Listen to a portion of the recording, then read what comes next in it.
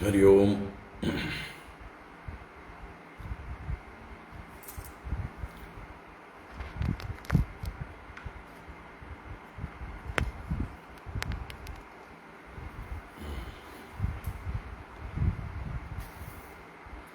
നാരായണ. എല്ലാവർക്കും നമസ്കാരം. ഹരി ഓം. ഓം. ശുക്ലാംബരധരം വിഷ്ണും ശശിവർണം ചതുർഭുജം പ്രസന്നവദനം ധ്യായേത് സർവവിഘ്നോപശാന്തയേ. ഗുരവേ സർവലോകാനാം ഭിഷജേ ഭവരോഗിണാം നിധയേ സർവവിദ്യാനാം ദക്ഷിണാമൂർത്തയേ നമഃ. ജന്മാദ്യസ്യ യതോന്മയാദിതരതശ്ചാർത്തേഷ്വഭിജ്ഞസ്വരാട് തേനേ ബ്രഹ്മഹൃദായ ആദികവയേ മുഹ്യന്തി യത്സൂരയഃ. തേജോ വാരിമൃതാം യഥാ വിനിമയോ യത്ര ത്രിസർഗോ മൃഷാ ധാംനാ സ്വേന സദാ നിരസ്തകുഹകം സത്യം പരം ധീമഹി. ധർമ്മഃ പ്രോജ്ജിതകൈതവോത്ര പരമോ നിർമ്മത്സരാണാം സതാം. വേദ്യം വാസ്തവമത്ര വസ്തു ശിവദം താപത്രയോന്മൂലനം. ശ്രീമദ്ഭാഗവതേ മഹാമുനികൃതേ കിം വാ പരൈരീശ്വരഃ സദ്യോ ഹൃദ്യവരുദ്യതേത്ര കൃതിഭിഃ ശുശ്രൂഷുഭിസ്തൽക്ഷണാത്. നിഗമകൽപതരോർഗളിതം ഫലം സുഖമുഖാദമൃതദ്രവ സംയുതം പിബത ഭാഗവതം രസമാലയം മുഹുരഹോ രസികാ ഭുവി ഭാവുകാഃ. നാരായണം നമസ്കൃത്യ നരം ചൈവ നരോത്തമം ദേവീം സരസ്വതീം വ്യാസം തതോ ജയമുദീരയേത്. യം പ്രവ്രജന്തമനുപേതമപേതകൃത്യം ദ്വൈപായനോ വിരഹകാതര ആജുഹാവ. പുത്രേതി തന്മയതയാ തരവോഭിനേതുഃ തം സർവഭൂതഹൃദയം മുനിമാനതോസ്മി. യസ്വാനുഭാവമഖിലശ്രുതിസാരമേകം അധ്യാത്മദീപമതിഥിദീർഷതാം തമോന്തം. സംസാരിണാം കരുണയാഃ പുരാണഗുഹ്യം തം വ്യാസസൂനുമുപയാമി ഗുരും മുനീനാം. മൂകം കരോതി വാചാലം പങ്കും ലംഘയതേ ഗിരിം യത്കൃപാതമഹം വന്ദേ പരമാനന്ദമാധവം. യം ബ്രഹ്മാ വരുണേന്ദ്രരുദ്രമരുതഃ സ്തുന്വന്തി ദിവ്യൈസ്തവൈഃ വേദൈഃ സാംഗപദക്രമോപനിഷദൈഃ ഗായന്തി യം സാമഗാഃ. ധ്യാനാവസ്ഥിതതദ്ഗതേന മനസാ പശ്യന്തി യം യോഗിനോ യസ്യാന്തം ന വിദുഃ സുരാസുരഗണാഃ. ദേവായ തസ്മൈ നമഃ. കോമളം കൂജയൻ വേണും ശ്യാമളോയം കുമാരകഃ. വേദവേദ്യം പരം ബ്രഹ്മ ഭാസതാം പുരതോ മമ. ഭൂതൈർമഹദ്ഭിർയയിമാ പുരോ വിഭുഃ നിർമ്മായ ശേതേ യദമൂഷു പൂരുഷഃ. ഭുങ്ക്തേ ഗുണാൻ ഷോഡശ ഷോഡശാത്മകഃ. സോലങ്കൃശീഷ്ട ഭഗവാൻ വജാംസി മേ. സച്ചിദാനന്ദരൂപായ വിശ്വോത്പത്യാദിഹേതവേ താപത്രയ വിനാശായ ശ്രീകൃഷ്ണായ വയം നുമഃ. കൃഷ്ണായ വാസുദേവായ ഹരയേ പരമാത്മനെ പ്രണതക്ലേശനാശായ ഗോവിന്ദായ നമോ നമഃ. കൃഷ്ണായ വാസുദേവായ ദേവകീനന്ദനായ ച നന്ദഗോപകുമാരായ ഗോവിന്ദായ നമോ നമഃ. നമഃ പങ്കജനാഭായ നമഃ പങ്കജമാലിനേ നമഃ പങ്കജനേത്രായ നമസ്തേ പങ്കജാംഗ്രയേ പീതാംബരം കരവിരാജിതശംഖചക്രകൗമോദഗീ സരസിജം കരുണാസമുദ്രം രാധാസഹായമതിസുന്ദരമന്ദഹാസം വാതാലയേശമനിശം ഹൃദി ഭാവയാമി വാതാലയേശമനിശം ഹൃദി ഭാവയാമി. ഓം നമോ ഭഗവതേ വാസുദേവായ. ഓം നമോ നാരായണായ. ശ്രീ ഗുരുവായൂരപ്പ ശരണം. ഓം നമഃ പരമഋഷിഭ്യോ നമഃ പരമഋഷിഭ്യഃ. ശ്രീ ഗുരുഭ്യോ നമഃ. നാരായണ. ഹരി ഓം. എല്ലാവർക്കും നമസ്കാരം. എല്ലാവർക്കും സുപ്രഭാതം, ശുഭദിനം. ഭാഗവത ജ്ഞാനഗംഗയിലേക്ക് സുസ്വാഗതം, സുസ്വാഗതം. നാരായണ.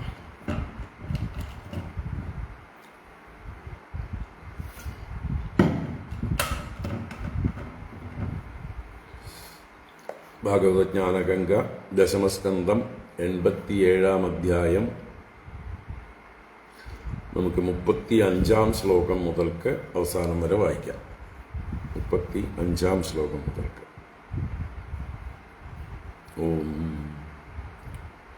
ഓം നമോ ഭഗവതേ വാസുദേവായ. അഥ ശ്രീമദ്ഭാഗവതേ ദശമസ്കന്ധേ 87-തമോऽധ്യായഃ. ശ്രുതയ ഊജുഃ. 35-ാം ശ്ലോകം മുതൽ. ഭുവി പുരുപുണ്യതീർത്ഥസദനാനി ഋഷയോ വിമതാസ്തൗത ഭവൽപദാംബുജഹൃദോ ഗവിദംഘ്രിജലാഃ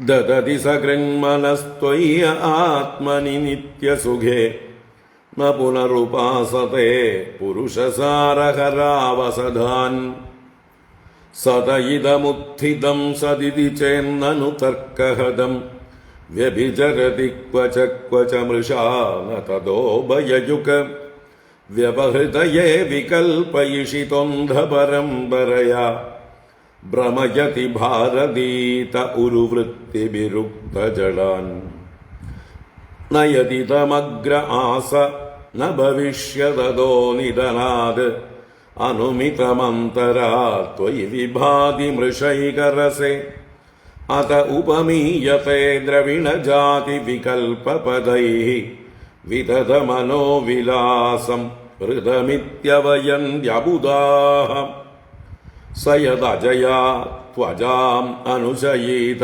ഗുണംശ്ച ജുഷन् ഭജതി സരൂപതാം തദനു മൃത്യുമപേത ഭഗഃ ത്വമുദജഹാസി താം അഹിരിവത്വചമാക്തഭഗോ മഹസി മഹീയസെഷ്ടഗുണിതേ പരിമേയ ഭഗഃ യദി ന സമുദ്ധരന്തി യതയോ ഹൃദി കാമജടാഃ ദുരധിഗമോ സതാം ഹൃദി ഗതോ സ്മൃതകണ്ഡമണിഃ അസുതൃപയോഗിനാം ഉപയതോപ്യസുഖം ഭഗവൻ അനപഗതന്തകാത് അനധിരൂഢപദാത് ഭവതഃ ത്വദവഗമീന വേത്തി ഭവതുത്തശുഭാശുഭയോർ ഗുണവിഗുണാന്വയാം സ്തർഹി ദേഹഭൃതാം ച ഗിരഃ അനുയുഗമന്വഹം സഗുണ ഗീതപരംപരയാ ശ്രവണഭൃദോ യതസ്ത്വമപവർഗഗതിർമനുജൈഃ ദ്യുപദയ ഏവ തേ നയയുരന്തമനന്തതയാ ത്വമപി യദന്തരാണ്ഡനിജയാ നനു സാവരണാഃ കൈവരജാംസി വാന്തി വയസാ സഹയശ്രുതയഃ ത്വയി ഹി ഫലന്ത്യതന്നിരസനേന ഭവന്നിധനാഃ. ശ്രീഭഗവാനുവാച ഇത്യേതദ്ബ്രഹ്മണഃ പുത്രാഃ ആശ്രുത്യാത്മാനുശാസനം സനന്ദനമധാനർച്ചുഃ സിദ്ധാ ജ്ഞാത്വാത്മനോ ഗതിം ഇത്യശേഷ സമാമ്മനായ പുരാണോപനിഷദ്രസഃ സമുദ്രതഃ പൂർവജാതൈഃ വ്യോമയാനൈർമഹാത്മഭിः ത്വം ചൈതദ്ബ്രഹ്മദായാദ ശ്രദ്ധയാത്മാനുശാസനം ധാരയൻ ചരഗാം കാമം കാമാനം ഭർജനം നൃണാം. ശ്രീശുക ഉവാച ഏവം സർഷിണാദിഷ്ടം ഗൃഹീത്വാ ശ്രദ്ധയാത്മവാൻ പൂർണ്ണശ്രുതധരോ രാജൻ ആഹവീരവ്രതോ മുനിഃ. നാരദ ഉവാച നമസ്തസ്മൈ ഭഗവതേ കൃഷ്ണായാമലകീർത്തയേ യോ ദത്തേ സർവഭൂതാനാം അഭവായോഷധീഃ കലാഃ. ഇത്യാദ്യം ഋഷിമാനമ്യ തച്ഛിഷ്യാംശ്ച മഹാത്മനഃ തതോ ഗാദാശ്രമം സാക്ഷാത് പിതൃദ്വൈപായനസ്യ മേ. സഭാജിതോ ഭഗവതാ കൃതാസന പരിഗ്രഹഃ തസ്മൈ തദ്വർണയാമാസ നാരായണമുഖാത് ശ്രുതം. ഇത്യേതദ്വർണിതം രാജൻ യന്നഃ പ്രശ്നകൃതസ്ത്വയാ യഥാ ബ്രഹ്മണ്യനിർദ്ദേശ്യേ നിർഗുണേപി മനശ്ചരേത്. യോസ്യോത്പ്രേക്ഷക ആദിമദ്യനിധനെ യോ വ്യക്തജീവേശ്വരോ യസൃഷ്ട്വേദമനുപ്രവിശ്യ ഋഷിണാ ചക്രേ പുരഃശാസ്തിതാഃ. യം സമ്പദ്യ ജഹാത്യജാം അനുശയീ സുപ്തകുലായം യഥാ തം കൈവല്യനിരസ്തയോനിമഭയം ധ്യായേതജസ്രം ഹരിം. ഹരി ഓം. ഇത് ശ്രീമദ്ഭാഗവതേ മഹാപുരാണേ പാരമഹംസ്യാം സംഹിതായാം ദശമസ്കന്ധേ ഉത്തരാർദ്ധേ നാരദനാരായണ സംവാദേ വേദസ്തുതിർനാമ സപ്താശീതിതമോऽധ്യായഃ. സർവത്ര ഗോവിന്ദനാമ സങ്കീർത്തനം ഗോവിന്ദ ഗോവിന്ദ. നാരായണാഖില ഗുരോ ഭഗവൻ നമസ്തേ.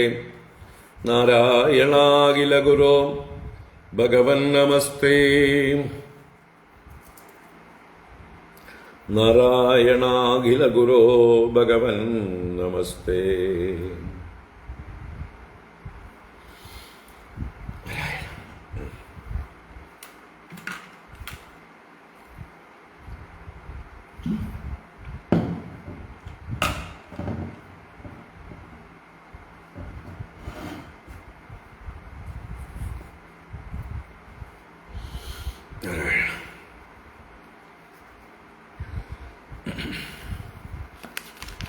ഹരി ഓം. എല്ലാവർക്കും ഒരിക്കൽ കൂടെ നമസ്കാരം.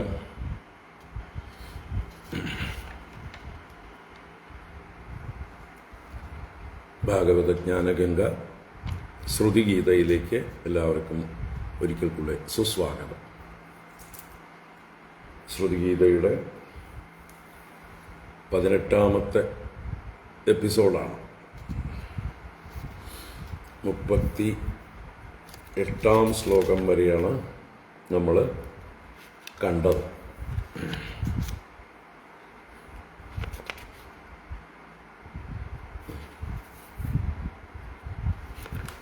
അപ്പോൾ സത്തായ ബ്രഹ്മത്തിൽ നിന്ന് ഉണ്ടായ ജഗത്ത് സത്താണെന്നുള്ള വാദത്തെ ഖണ്ഡിക്കുകയായിരുന്നു കഴിഞ്ഞ 36-37 ശ്ലോകങ്ങളിൽ.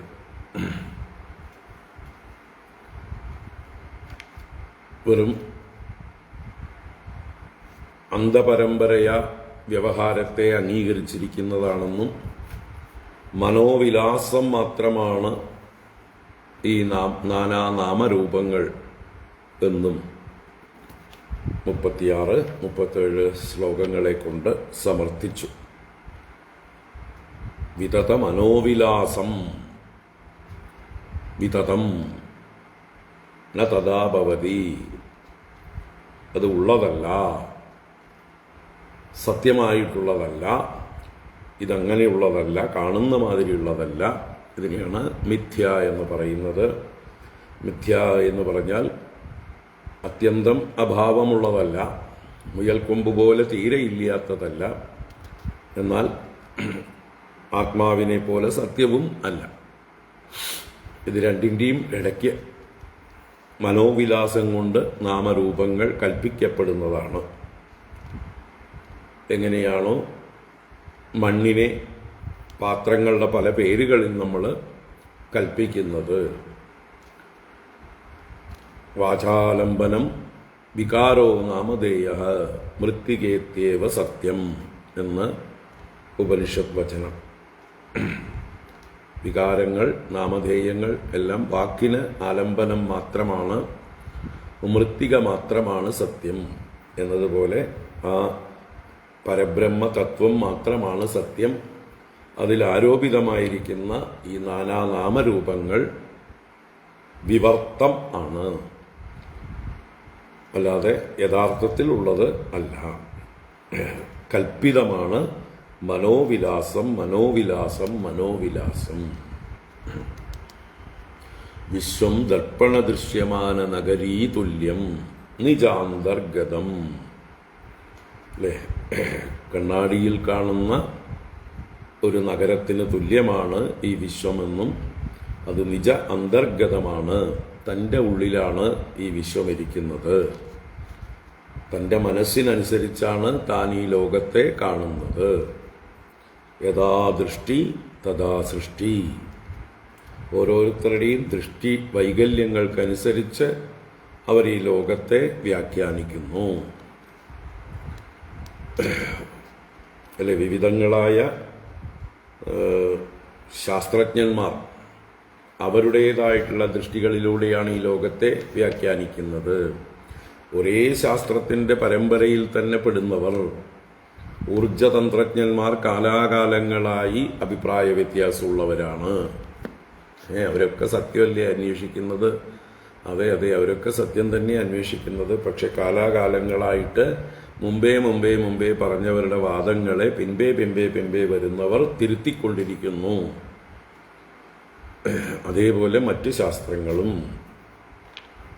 എല്ലാ ശാസ്ത്രങ്ങളും എന്താ പറയുക, പുതിയ പുതിയ അന്വേഷണ തലങ്ങളിലേക്ക് ചെല്ലുമ്പോൾ പഴയത് പലതും തെറ്റാണെന്നോ തെറ്റിദ്ധരിക്കപ്പെട്ടതാണെന്നോ ഒക്കെയുള്ള വ്യാഖ്യാനങ്ങളാണ് ഉണ്ടായിക്കൊണ്ടിരിക്കുന്നത്. മുഹ്യന്തി യത് സൂരയ. സൂരികളായിട്ടുള്ളവർ പോലും മോഹിച്ചിരിക്കുന്നു.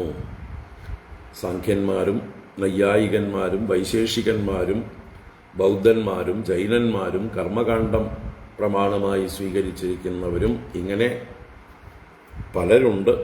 അവർക്ക് ഓരോരുത്തർക്കും അവരവരുടേതായിട്ടുള്ള സിദ്ധാന്തങ്ങളുണ്ട്. ഈ ജഗത്തിൻ്റെ കാരണം ഇന്നതാണെന്ന് ഓരോരുത്തരും ന്യായീകരിച്ചു കൊണ്ടിരിക്കുന്നു. അവരുടെ വാദത്തിൽ മുറുക്കെ പിടിച്ചുകൊണ്ടിരിക്കുന്നു.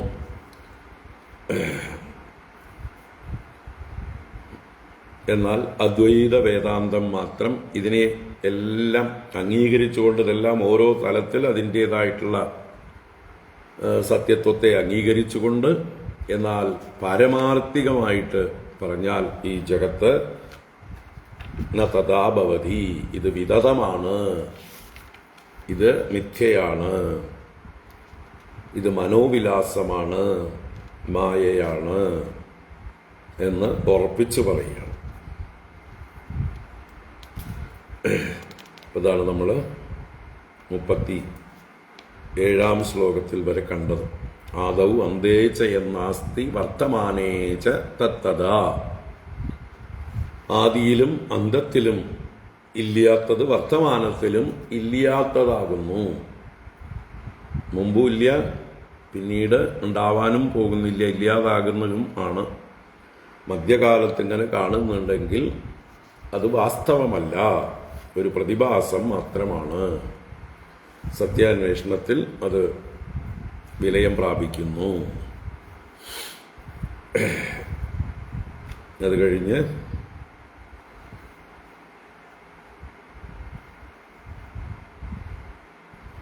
ഈശ്വരനും ജീവനും തമ്മിലുള്ളതായിട്ടുള്ള ഒരു ഭേദത്തെ എങ്ങനെയാണ് സച്ചിദാനന്ദ സ്വരൂപനായ സർവജ്ഞനായ ഈശ്വരന് ജീവത്വം വന്നു ചേരുന്നത്? ഈ ജഗത്തപ്പോൾ സത്യമല്ലേ? സത്യമായ ഈ ജഗത്തുമായിട്ടുള്ള ചർച്ച കൊണ്ടല്ലേ ഈശ്വരന് ജീവത്വം വന്നു ചേരുന്നത് എന്നാണെങ്കിൽ, ഈ മിഥ്യയായ ജഗത്തുമായി ചേർന്നാലും ജീവത്വം വന്നു ചേരും.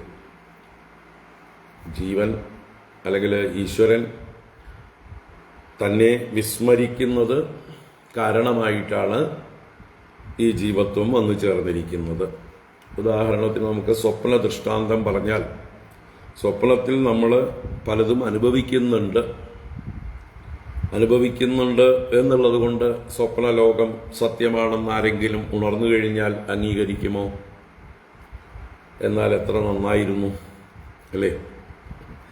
സ്വപ്നത്തിൽ കണ്ടതെല്ലാം സത്യമാണെന്ന് അംഗീകരിക്കുകയാണെങ്കിൽ വളരെ സൗകര്യമായിരുന്നു. നമുക്ക് പല കാര്യങ്ങളും നമുക്ക് സ്വപ്നത്തിൽ കണ്ടിട്ട് അല്ലേ, കടം വാങ്ങിച്ചതൊക്കെ സ്വപ്നത്തിൽ വീട്ടിയിട്ട് പറയാം. കടം വാങ്ങിച്ചവനോട് പറയാം, ഞാൻ ഇന്നലെ രാത്രി സ്വപ്നത്തിൽ കടം വീട്ടിയിട്ടുണ്ട്, ഇനി മേലിൽ എന്നോട് ചോദിക്കരുത് എന്ന് പറയാം. അതുപോലെ പല കാര്യങ്ങളും നമുക്ക് സ്വപ്നത്തിൽ ചെയ്യാവുന്നതാണ് അല്ലേ? അതിന് ജാഗ്രതയിൽ ആരെങ്കിലും അംഗീകാരം കൊടുക്കുമോ? എൻ്റെ സ്വപ്നത്തിൽ കണ്ട കാര്യങ്ങളെ ബാക്കി മറ്റുള്ളവരാരെങ്കിലും അംഗീകരിച്ചു തരുമോ അതെല്ലാം സത്യമായിരുന്നു എന്ന്? ഇല്ല.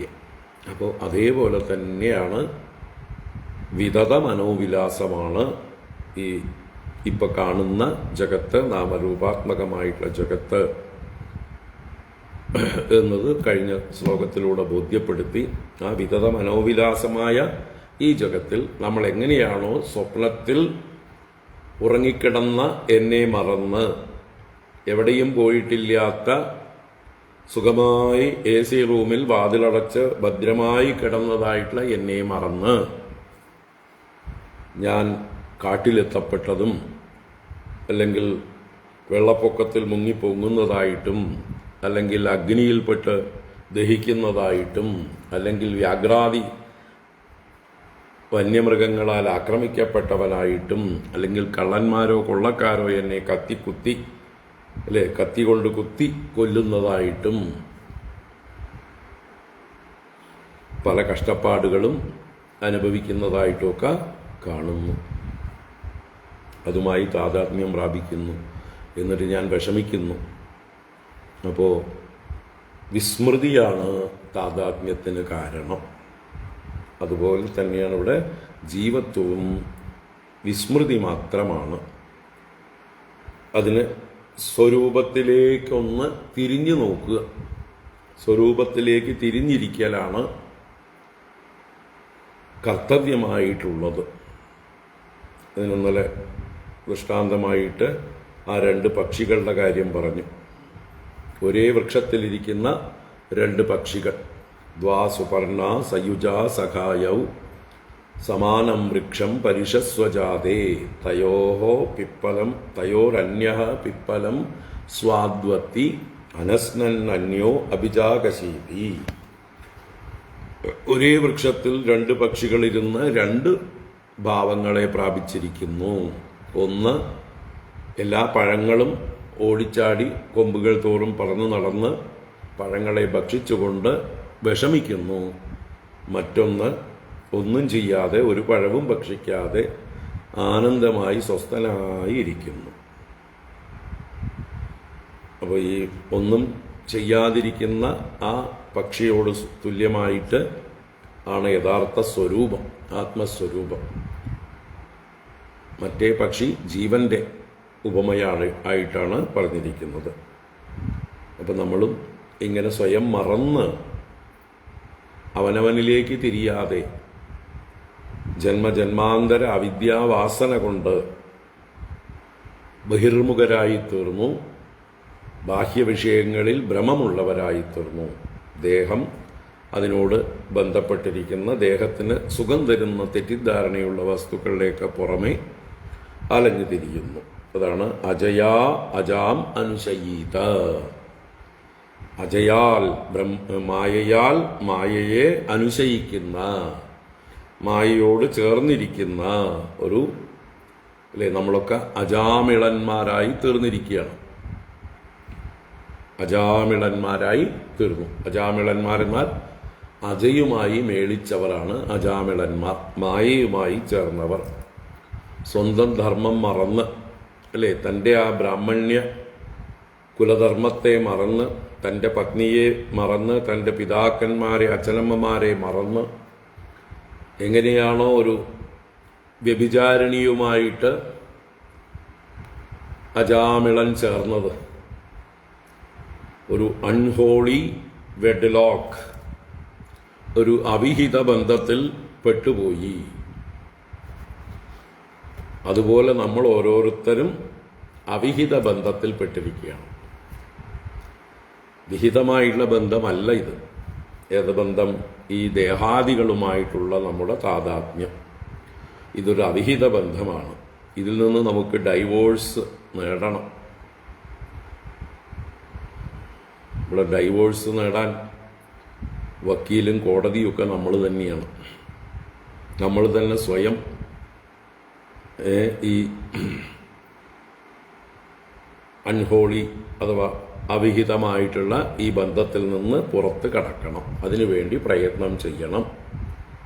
മനോബുദ്ധ്യഹങ്കാര ചിത്താനി നാഹം ന ച ശ്രോത്ര ജിഹ്വേ ന ച ഘ്രാണനേത്രേ ന ച വ്യോമഭൂമിർന തേജോ ന വായു ചിദാനന്ദരൂപ ശിവോഹം ശിവോഹം എന്ന് അവനവനിലേക്ക്, അവനവൻ്റെ ആനന്ദ സ്വരൂപത്തിലേക്ക് തിരിയണം. ഈ വിഷയങ്ങൾ അഥവാ ദേഹാദികൾ നമ്മൾക്ക് ശാശ്വതമാണ്, സുഖം തരുന്നതാണ് എന്നുള്ള ഭ്രമം കൊണ്ടാണ് അവയുമായിട്ട് നമ്മൾ ചേർന്നത്. അനിത്യം അസുഖം ലോകം ഇമം പ്രാപ്യ ഭജസ്വമാ.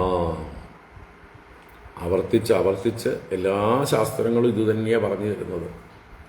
അനിത്യം അസുഖം ലോകം. ഈ ലോകം അത് അനിത്യമാണ്, അസുഖമാണ്.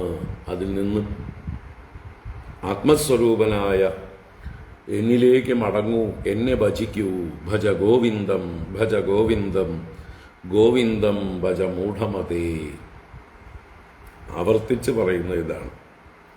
അപ്പോൾ ഈ അജയുമായിട്ടുള്ള മേളനം, ഈ അവിഹിത ബന്ധം, അതിലൂടെ ഗുണങ്ങളെ ഭുജിച്ചുകൊണ്ട് ഗുണാംശ്ച ജുഷന് സ്വരൂപതാം ഭജതി, അതുമായിട്ടുള്ള സാരൂപ്യത്തെ പ്രാപിച്ച് തദനു മൃത്യും അപേത ഭഗഃ, ഭഗങ്ങളെല്ലാം നഷ്ടപ്പെട്ടവനായി, യഥാർത്ഥത്തിൽ ഭഗമുള്ളവനായിരുന്നു, ഇപ്പോൾ ആ ഭഗമെല്ലാം നഷ്ടപ്പെട്ടവനായി, ഐശ്വര്യാദികളെല്ലാം നഷ്ടപ്പെട്ട് ജ്ഞാനം നഷ്ടപ്പെട്ട് അപേതഭഗനായി മൃത്യും, മൃത്യുവിനെ തന്നെ ഭജതി,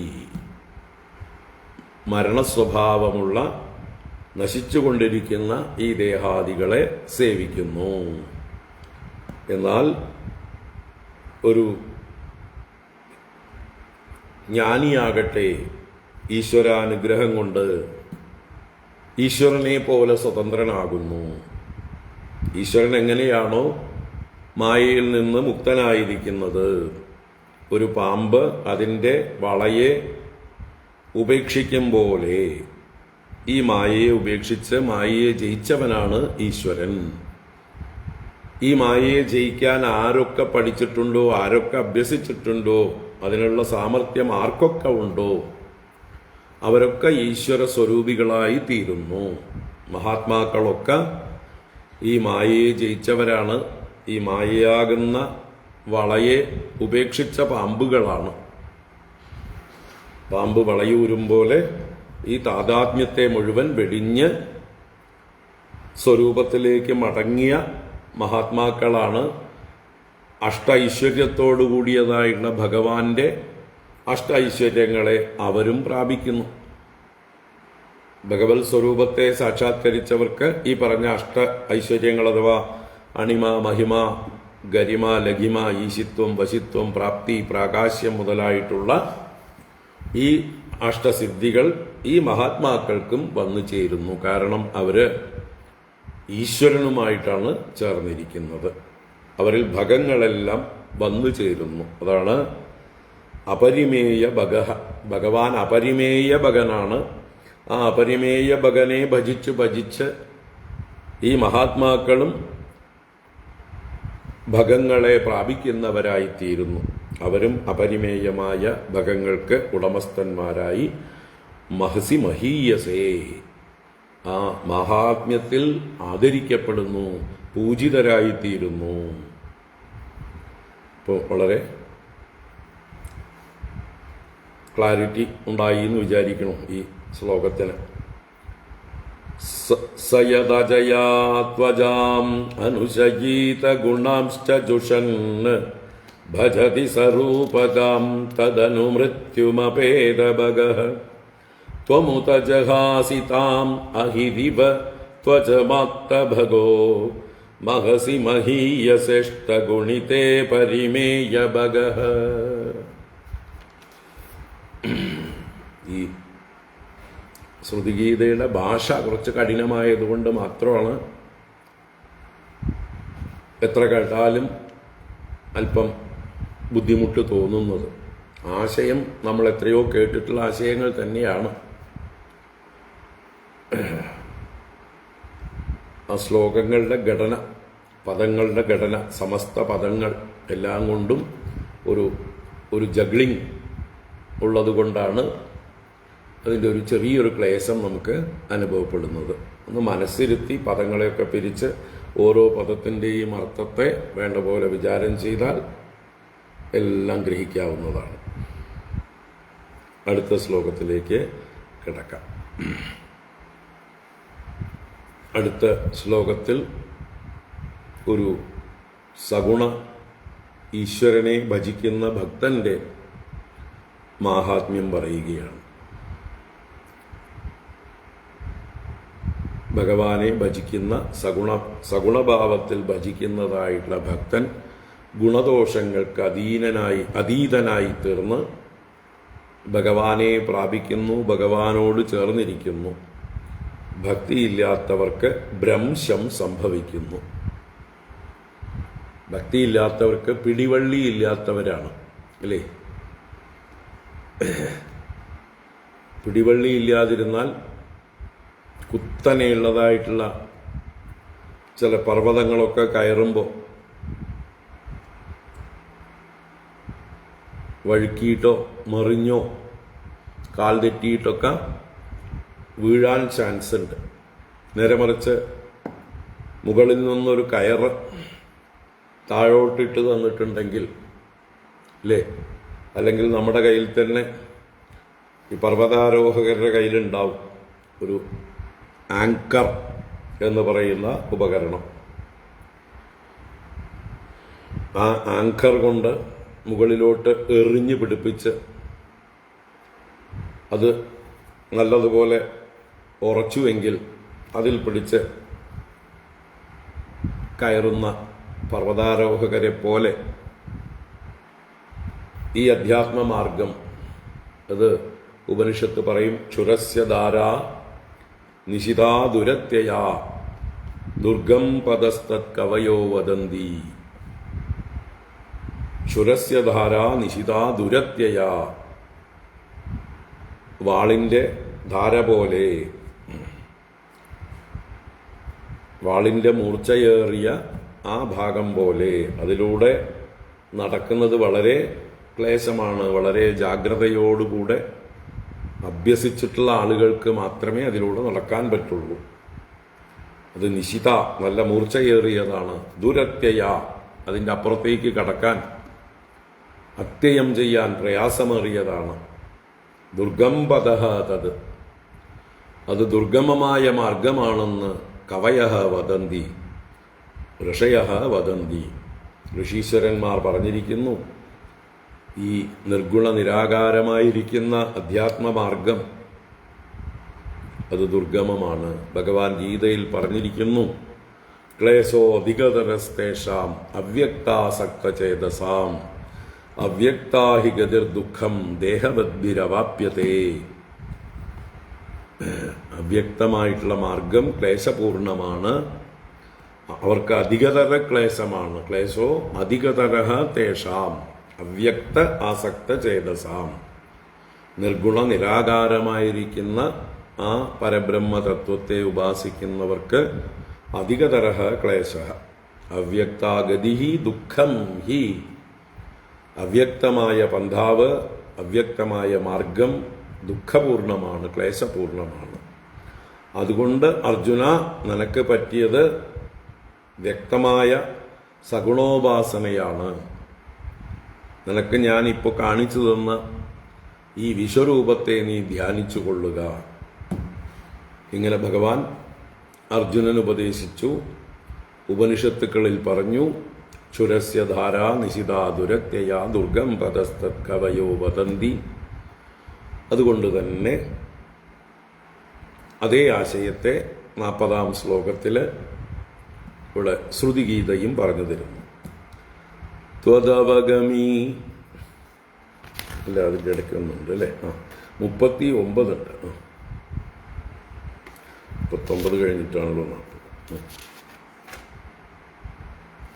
39 ആശയമാണ് ഞാൻ പറഞ്ഞത്. യദി ന സമുദ്ധരന്തി യതയോ ഹൃദി കാമജടാ ദുരധിഗമോ സതാം ഹൃദി ഗതോ സ്മൃതകണ്ഡമണിഃ അസുതൃപയോഗിനാം ഉഭയതോപ്യസുഖം ഭഗവൻ അനപഗതാന്തകാത് അനതിരൂഢപദാത് ഭവതഃ. യദി ന സമുദ്ധരന്തി യതയോ ഹൃദി കാമജടാഃ ദുരധിഗമോ സതാം ഹൃദി ഗതോ സ്മൃതകണ്ഡമണിഃ അസുതൃപയോഗിനാം ഉഭയതോപ്യസുഖം ഭഗവൻ അനപഗതാന്തകാത് അനതിരൂഢപദാത് ഭവതഃ. അപ്പം ഇവിടെ എത്രയോ സന്യാസിമാർ, ജ്ഞാനികൾ ആയിട്ടുള്ളവർ പോലും അവരുടെ ഉള്ളിലുള്ള കാമ ജടാപടലങ്ങളെ മോചിപ്പിച്ചിട്ടില്ലെങ്കിൽ അവർ പതിക്കുന്നു എന്നതാണ് ഈ 39-ാം ശ്ലോകത്തിലെ മുഖ്യ ആശയം. യതയോ അപി എന്ന് പറയുന്നുണ്ട്. യദി ന സമുദ്ധരന്തി യതയോ ഹൃദി കാമജടാഹ. ഹൃദയത്തിലെ കാമജടകളെ ആരാണോ, ഏത് യതികളാണോ ന സമുദ്ധരന്തി, അതിനെ ഉദ്ധരണം ചെയ്യാത്തത്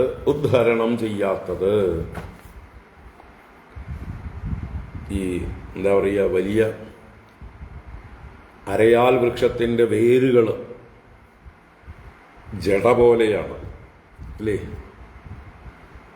ഏതൊക്കെ വഴിക്കാണ്, എവിടെയൊക്കെയാണ് അത് പിടിച്ചു കയറിയിരിക്കുന്നത്, ഉറച്ചിരിക്കുന്നത്, മണ്ണിൻ്റെ അടിയിലേക്ക് പോയിരിക്കുന്നത്. വളരെ പ്രയാസമാണ്.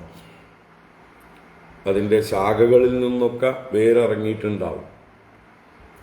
എന്നിട്ട് അത് മണ്ണിൻ്റെ അടിയിൽ പല വഴിക്ക് പോയിട്ടുണ്ടാവും. ചിലപ്പോൾ ആദ്യത്തെ മൂല തടിയേക്കാൾ വലുതായിട്ടുണ്ടാവും ഈ ശാഖകളിൽ നിന്നിറങ്ങിയ വേരുകൾ ജടകളായിട്ട്. ഇതുപോലെ തന്നെയാണ് നമ്മുടെ ഉള്ളിലും ആഗ്രഹങ്ങളാകുന്ന ജടാപടലങ്ങൾ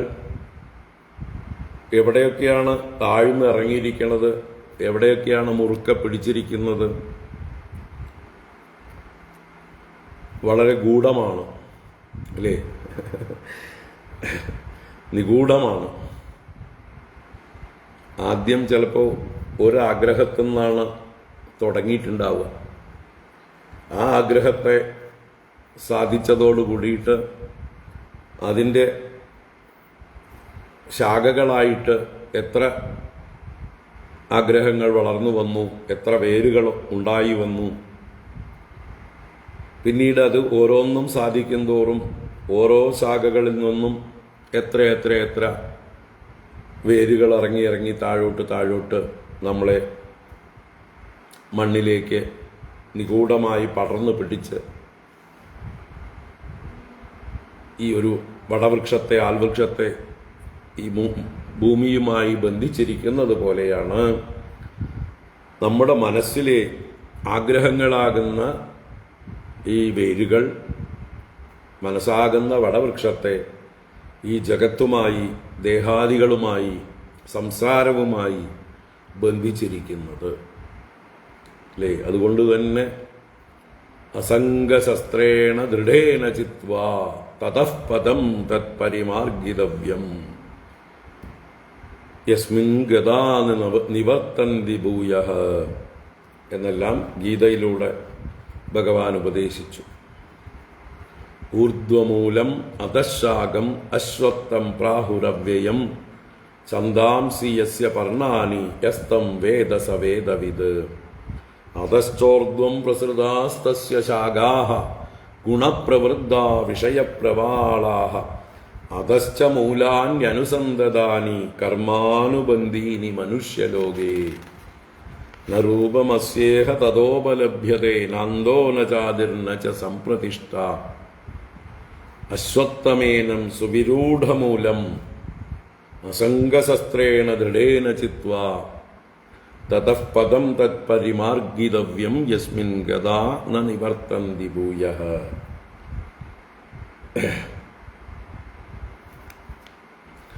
ഈ ആശയം തന്നെയാണ് ഉപനിഷത്തിലുമുണ്ട്, കഠോപനിഷത്തിലുമുണ്ട് ഈ ആശയം. ഊർധ്വമൂലം അവാക്ഷാഖം അശ്വത്ഥം പ്രാഹുരവ്യയം എന്നുള്ള മന്ത്രം കഠോപനിഷത്ത് മന്ത്രമാണ്. അതിനെ ഭഗവാൻ ഗീതയിൽ 15-ാം അധ്യായം ആരംഭിക്കുമ്പോൾ പറഞ്ഞു തരുന്നു. സംസാര വൃക്ഷത്തെയാണ് ആ അശ്വത്ഥമായിട്ട് വർണ്ണിച്ചത്. അശ്വത്ഥം വലിയ വൃക്ഷമാണ്. പക്ഷേ എന്നാലും അന്വേഷിച്ചു കഴിഞ്ഞാൽ അല്ലെങ്കിൽ അതിനെയും വെട്ടി നശിപ്പിക്കാവുന്നതാണ് എന്നതുകൊണ്ടാണ് അതിന് അശ്വത്ഥം എന്ന പേര്. സ്വഹ ന തിഷ്ഠതി, സ്വഹ തിഷ്ഠതീതി സ്വത്ഥം. നാളെയും നിൽക്കുന്നത് സ്വത്ഥം, നാളെ നിൽക്കാത്തത് അശ്വത്ഥം. സ്വഹ ന തിഷ്ഠതീതി അശ്വത്ഥം. സംസാരം അന്വേഷിച്ചാൽ ഇല്ലാതാവുന്നതാണ്. സത്യാന്വേഷണത്തിൽ ഈ സംസാരം നശിക്കുന്നതാണ്. ഈ സംസാരമാകുന്ന വൃക്ഷത്തെ ഉന്മൂലനം ചെയ്യാൻ, ഉദ്ധരണം ചെയ്യാൻ, ഉദ്ധരണം എന്ന് പറഞ്ഞാൽ മുകളിലോട്ട് ഹരണമാണ്, ഹരിച്ചെടുക്കലാണ്, പറിച്ചെടുക്കലാണ്. വേരോടുകൂടി പറിക്കുന്ന പരിപാടിക്കാണ് ഉദ്ധരണം എന്ന് പറയുന്നത്. അപ്പൊ ഇവിടെ അതന്നെ പറഞ്ഞത്, യതിന സമുദ്ധരന്തി യതയോ ഹൃദി കാമജടാഹ. യതയഃ എന്ന് പറയുന്നുണ്ട്. യതികൾ എന്നാലോ പ്രയത്നം ചെയ്യുന്നവർ. എന്തിന്? മോക്ഷത്തിനായിക്കൊണ്ട്, ആനന്ദപ്രാപ്തിക്കായിക്കൊണ്ട്, ആത്മജ്ഞാനം നേടാനായിക്കൊണ്ട് പ്രയത്നം ചെയ്യുന്നവരെയാണ് യതികൾ എന്ന് പറയുന്നത്. അപ്പോൾ യതികൾ, ഹേ ഭഗവൻ, ഇവിടെ ഭഗവാനെ സംബോധന ചെയ്യുന്നുണ്ട്. അല്ലയോ ഭഗവൻ എന്ന് 3-ാമത്തെ വരിയിൽ. അല്ലയോ ഭഗവൻ, എല്ലാ ഭഗങ്ങളും തികഞ്ഞവനായ ഹേ ഭഗവാനെ, ഐശ്വര്യാദി ഷഡ്ഗുണങ്ങളാൽ പരിപൂർണനായിരിക്കുന്നവനെ ഭഗവാനെ, യതയഃ ഹൃദി കാമജടാഹ ന സമുദ്ധരന്തി യതി. ഈ യതികൾ അവരുടെ ഹൃദയത്തിലുള്ള കാമജടകളെ, കാമജട വിഷയവാസനകൾ, വിഷയ ആശകൾ, അതിൻ്റെ മൂലങ്ങൾ, അതിൻ്റെ വേരുകൾ, അല്ലേ? സങ്കല്പപ്രഭവാൻ കാമാൻ, സങ്കല്പരൂപത്തിലും എല്ലാമായിട്ട്. സങ്കല്പം എന്ന് പറഞ്ഞാൽ ഓരോ വിഷയങ്ങളും നല്ലതാണ് എന്നുള്ള കൽപ്പനയാണ് സങ്കല്പം. ഈ ലോക വിഷയങ്ങളെല്ലാം സത്യമാണ്, അതെല്ലാം സുഖം തരുന്നതാണ്, അതെല്ലാം നല്ലതാണ്, അതെനിക്ക് വേണ്ടതാണ്. ഈ ചിന്തകളാണ് സങ്കല്പം. സമ്യക്കായി കൽപ്പിക്കലാണ് സങ്കല്പം. സമ്യക്കായി കൽപ്പിക്കുക എന്ന് നല്ലതെന്ന് കൽപ്പിക്കലാണ്. This is good, this is good, ഇത് കിട്ടിയാൽ എനിക്ക് സുഖമായി, ഇതെന്നെ സുരക്ഷിതനാക്കും എന്നിങ്ങനെയുള്ള ധാരണകളാണ് സങ്കല്പങ്ങൾ. അതിൽ നിന്നാണ് ആ വിഷയങ്ങളോട് കാമം ജനിക്കുന്നത്. അതുകൊണ്ട് കാമത്തെക്കുറിച്ച് ഗീതാകാരൻ പറഞ്ഞു, സങ്കല്പപ്രഭവാൻ കാമാൻ. സങ്കല്പമാകുന്ന പ്രഭവസ്ഥാനത്തോടു കൂടിയവയാണ് കാമങ്ങൾ. അപ്പോൾ നമ്മൾ എന്താ ചെയ്യേണ്ടത്? ഈ വേരറുക്കാൻ, ഈ കാമജടകളെ അറുക്കാൻ എന്താ ചെയ്യേണ്ടത്? സങ്കല്പങ്ങളെ ത്യജിക്കണം.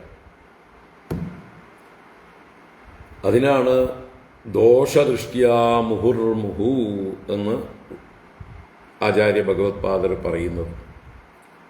ദോഷദൃഷ്ട്യാ മുഹുർമുഹു, എല്ലാറ്റിലുമുള്ള ദോഷത്തെ വീണ്ടും വീണ്ടും കാണുക. അർത്ഥമനർത്ഥം ഭാവയ നിത്യം നാസ്തി തദസുഗലേശ സത്യം പുത്രാദപി ധനഭാജാം ഭീതി സർവത്രൈഷാ വിഹിതാരീതി. ധനം സുഖം തരും എന്നുള്ള തെറ്റിദ്ധാരണയെ നീക്കാൻ അതുമൂലം ലോകത്തിൽ ഉണ്ടായിട്ടുള്ള അനർത്ഥ പരമ്പരകളെക്കുറിച്ച് വിചാരം ചെയ്യുക. ഓരോ ഭാഗത്തും ധനം കൊണ്ടുണ്ടായിട്ടുള്ള അപകടങ്ങള്, ദുരിതങ്ങള്, അനർത്ഥ പരമ്പരകള്, അതിനെക്കുറിച്ച് ചിന്തിക്കുക. അപ്പൊ ധനത്തോടുള്ളതായിട്ടുള്ള ഭ്രമം മാറിക്കിട്ടും. ധനമുണ്ടെങ്കിലും ഇല്ലെങ്കിലും ഒരുപോലെ എന്ന് ഭാവിക്കാൻ കഴിയും. ധനമുണ്ടെങ്കിലേ സുഖമാകുള്ളൂ എന്നുള്ള ധാരണ മാറിക്കിട്ടും. ധനമില്ലെങ്കിലും സുഖമായിരിക്കും. നമ്മൾ ധനം സമ്പാദിക്കുന്നത് ഈ ലോക വിഷയങ്ങളെ സമ്പാദിക്കാനുള്ള ഒരു ഉപായമായിട്ടാണ്. ലോക വിഷയങ്ങളെ സമ്പാദിക്കേണ്ടതായിട്ടുള്ള ഒരു ആവശ്യം വരുന്നത് അവയിൽ സുഖം ഉണ്ട് എന്നുള്ള തെറ്റിദ്ധാരണ കൊണ്ടാണ്. അപ്പോൾ ഈ ധാരണയാണ് ആദ്യം ഉന്മൂലനം ചെയ്യേണ്ടത്. സങ്കല്പങ്ങളെ ഉന്മൂലനം ചെയ്യുക. ജ്ഞാനം കൊണ്ട്, അല്ലെ, ജ്ഞാനാഗ്നി സർവകർമാണി ഭസ്മസാത് കുരുതേ അർജുന. ജ്ഞാനാഗ്നി കൊണ്ട് ഈ കർമ്മവാസനകളെ ദഹിപ്പിച്ച് കളയണം. വിചാരം കൊണ്ട് വേണം ഇതിനെ നശിപ്പിക്കാനായിക്കൊണ്ട്. വിചാരം ഒരു അരണി കടയലാണ്. അരണി കടയുമ്പോൾ എങ്ങനെയാണോ അഗ്നി ഉണ്ടാകുന്നത്, ആ അഗ്നി എങ്ങനെയാണോ ഇന്ധനത്തെ ദഹിപ്പിക്കുന്നത്, ഹവിസ്സുകളെ ദഹിപ്പിക്കുന്നത്, അതുപോലെയാണ് വിചാരമാകുന്ന അഗ്നി. ആചാര്യനെ ഉത്തരാരണിയായും അന്തേവാസിയായ ശിഷ്യനെ അധരാരണിയായും ഉപനിഷത്തിൽ ഉപമിക്കും. രണ്ടുപേരും കൂടി ചേർന്നിട്ടുള്ള ഒരു മഥനം. താഴെ വച്ചിരിക്കുന്ന ആ അരണിയുടെ ബേസ് പീഠവും മുകളിൽ വെച്ച് കടയുന്നതായിട്ടുള്ള ഉത്തരാരണിയും വളരെ വേഗത്തിൽ കടയുന്നതായിട്ടുള്ള സന്ദർഭത്തിൽ ആ ഘർഷണം കൊണ്ട് അതിൽ നിന്ന് സ്പാർക്ക് ഉണ്ടാവുന്നു. ആ സ്പാർക്കിനെ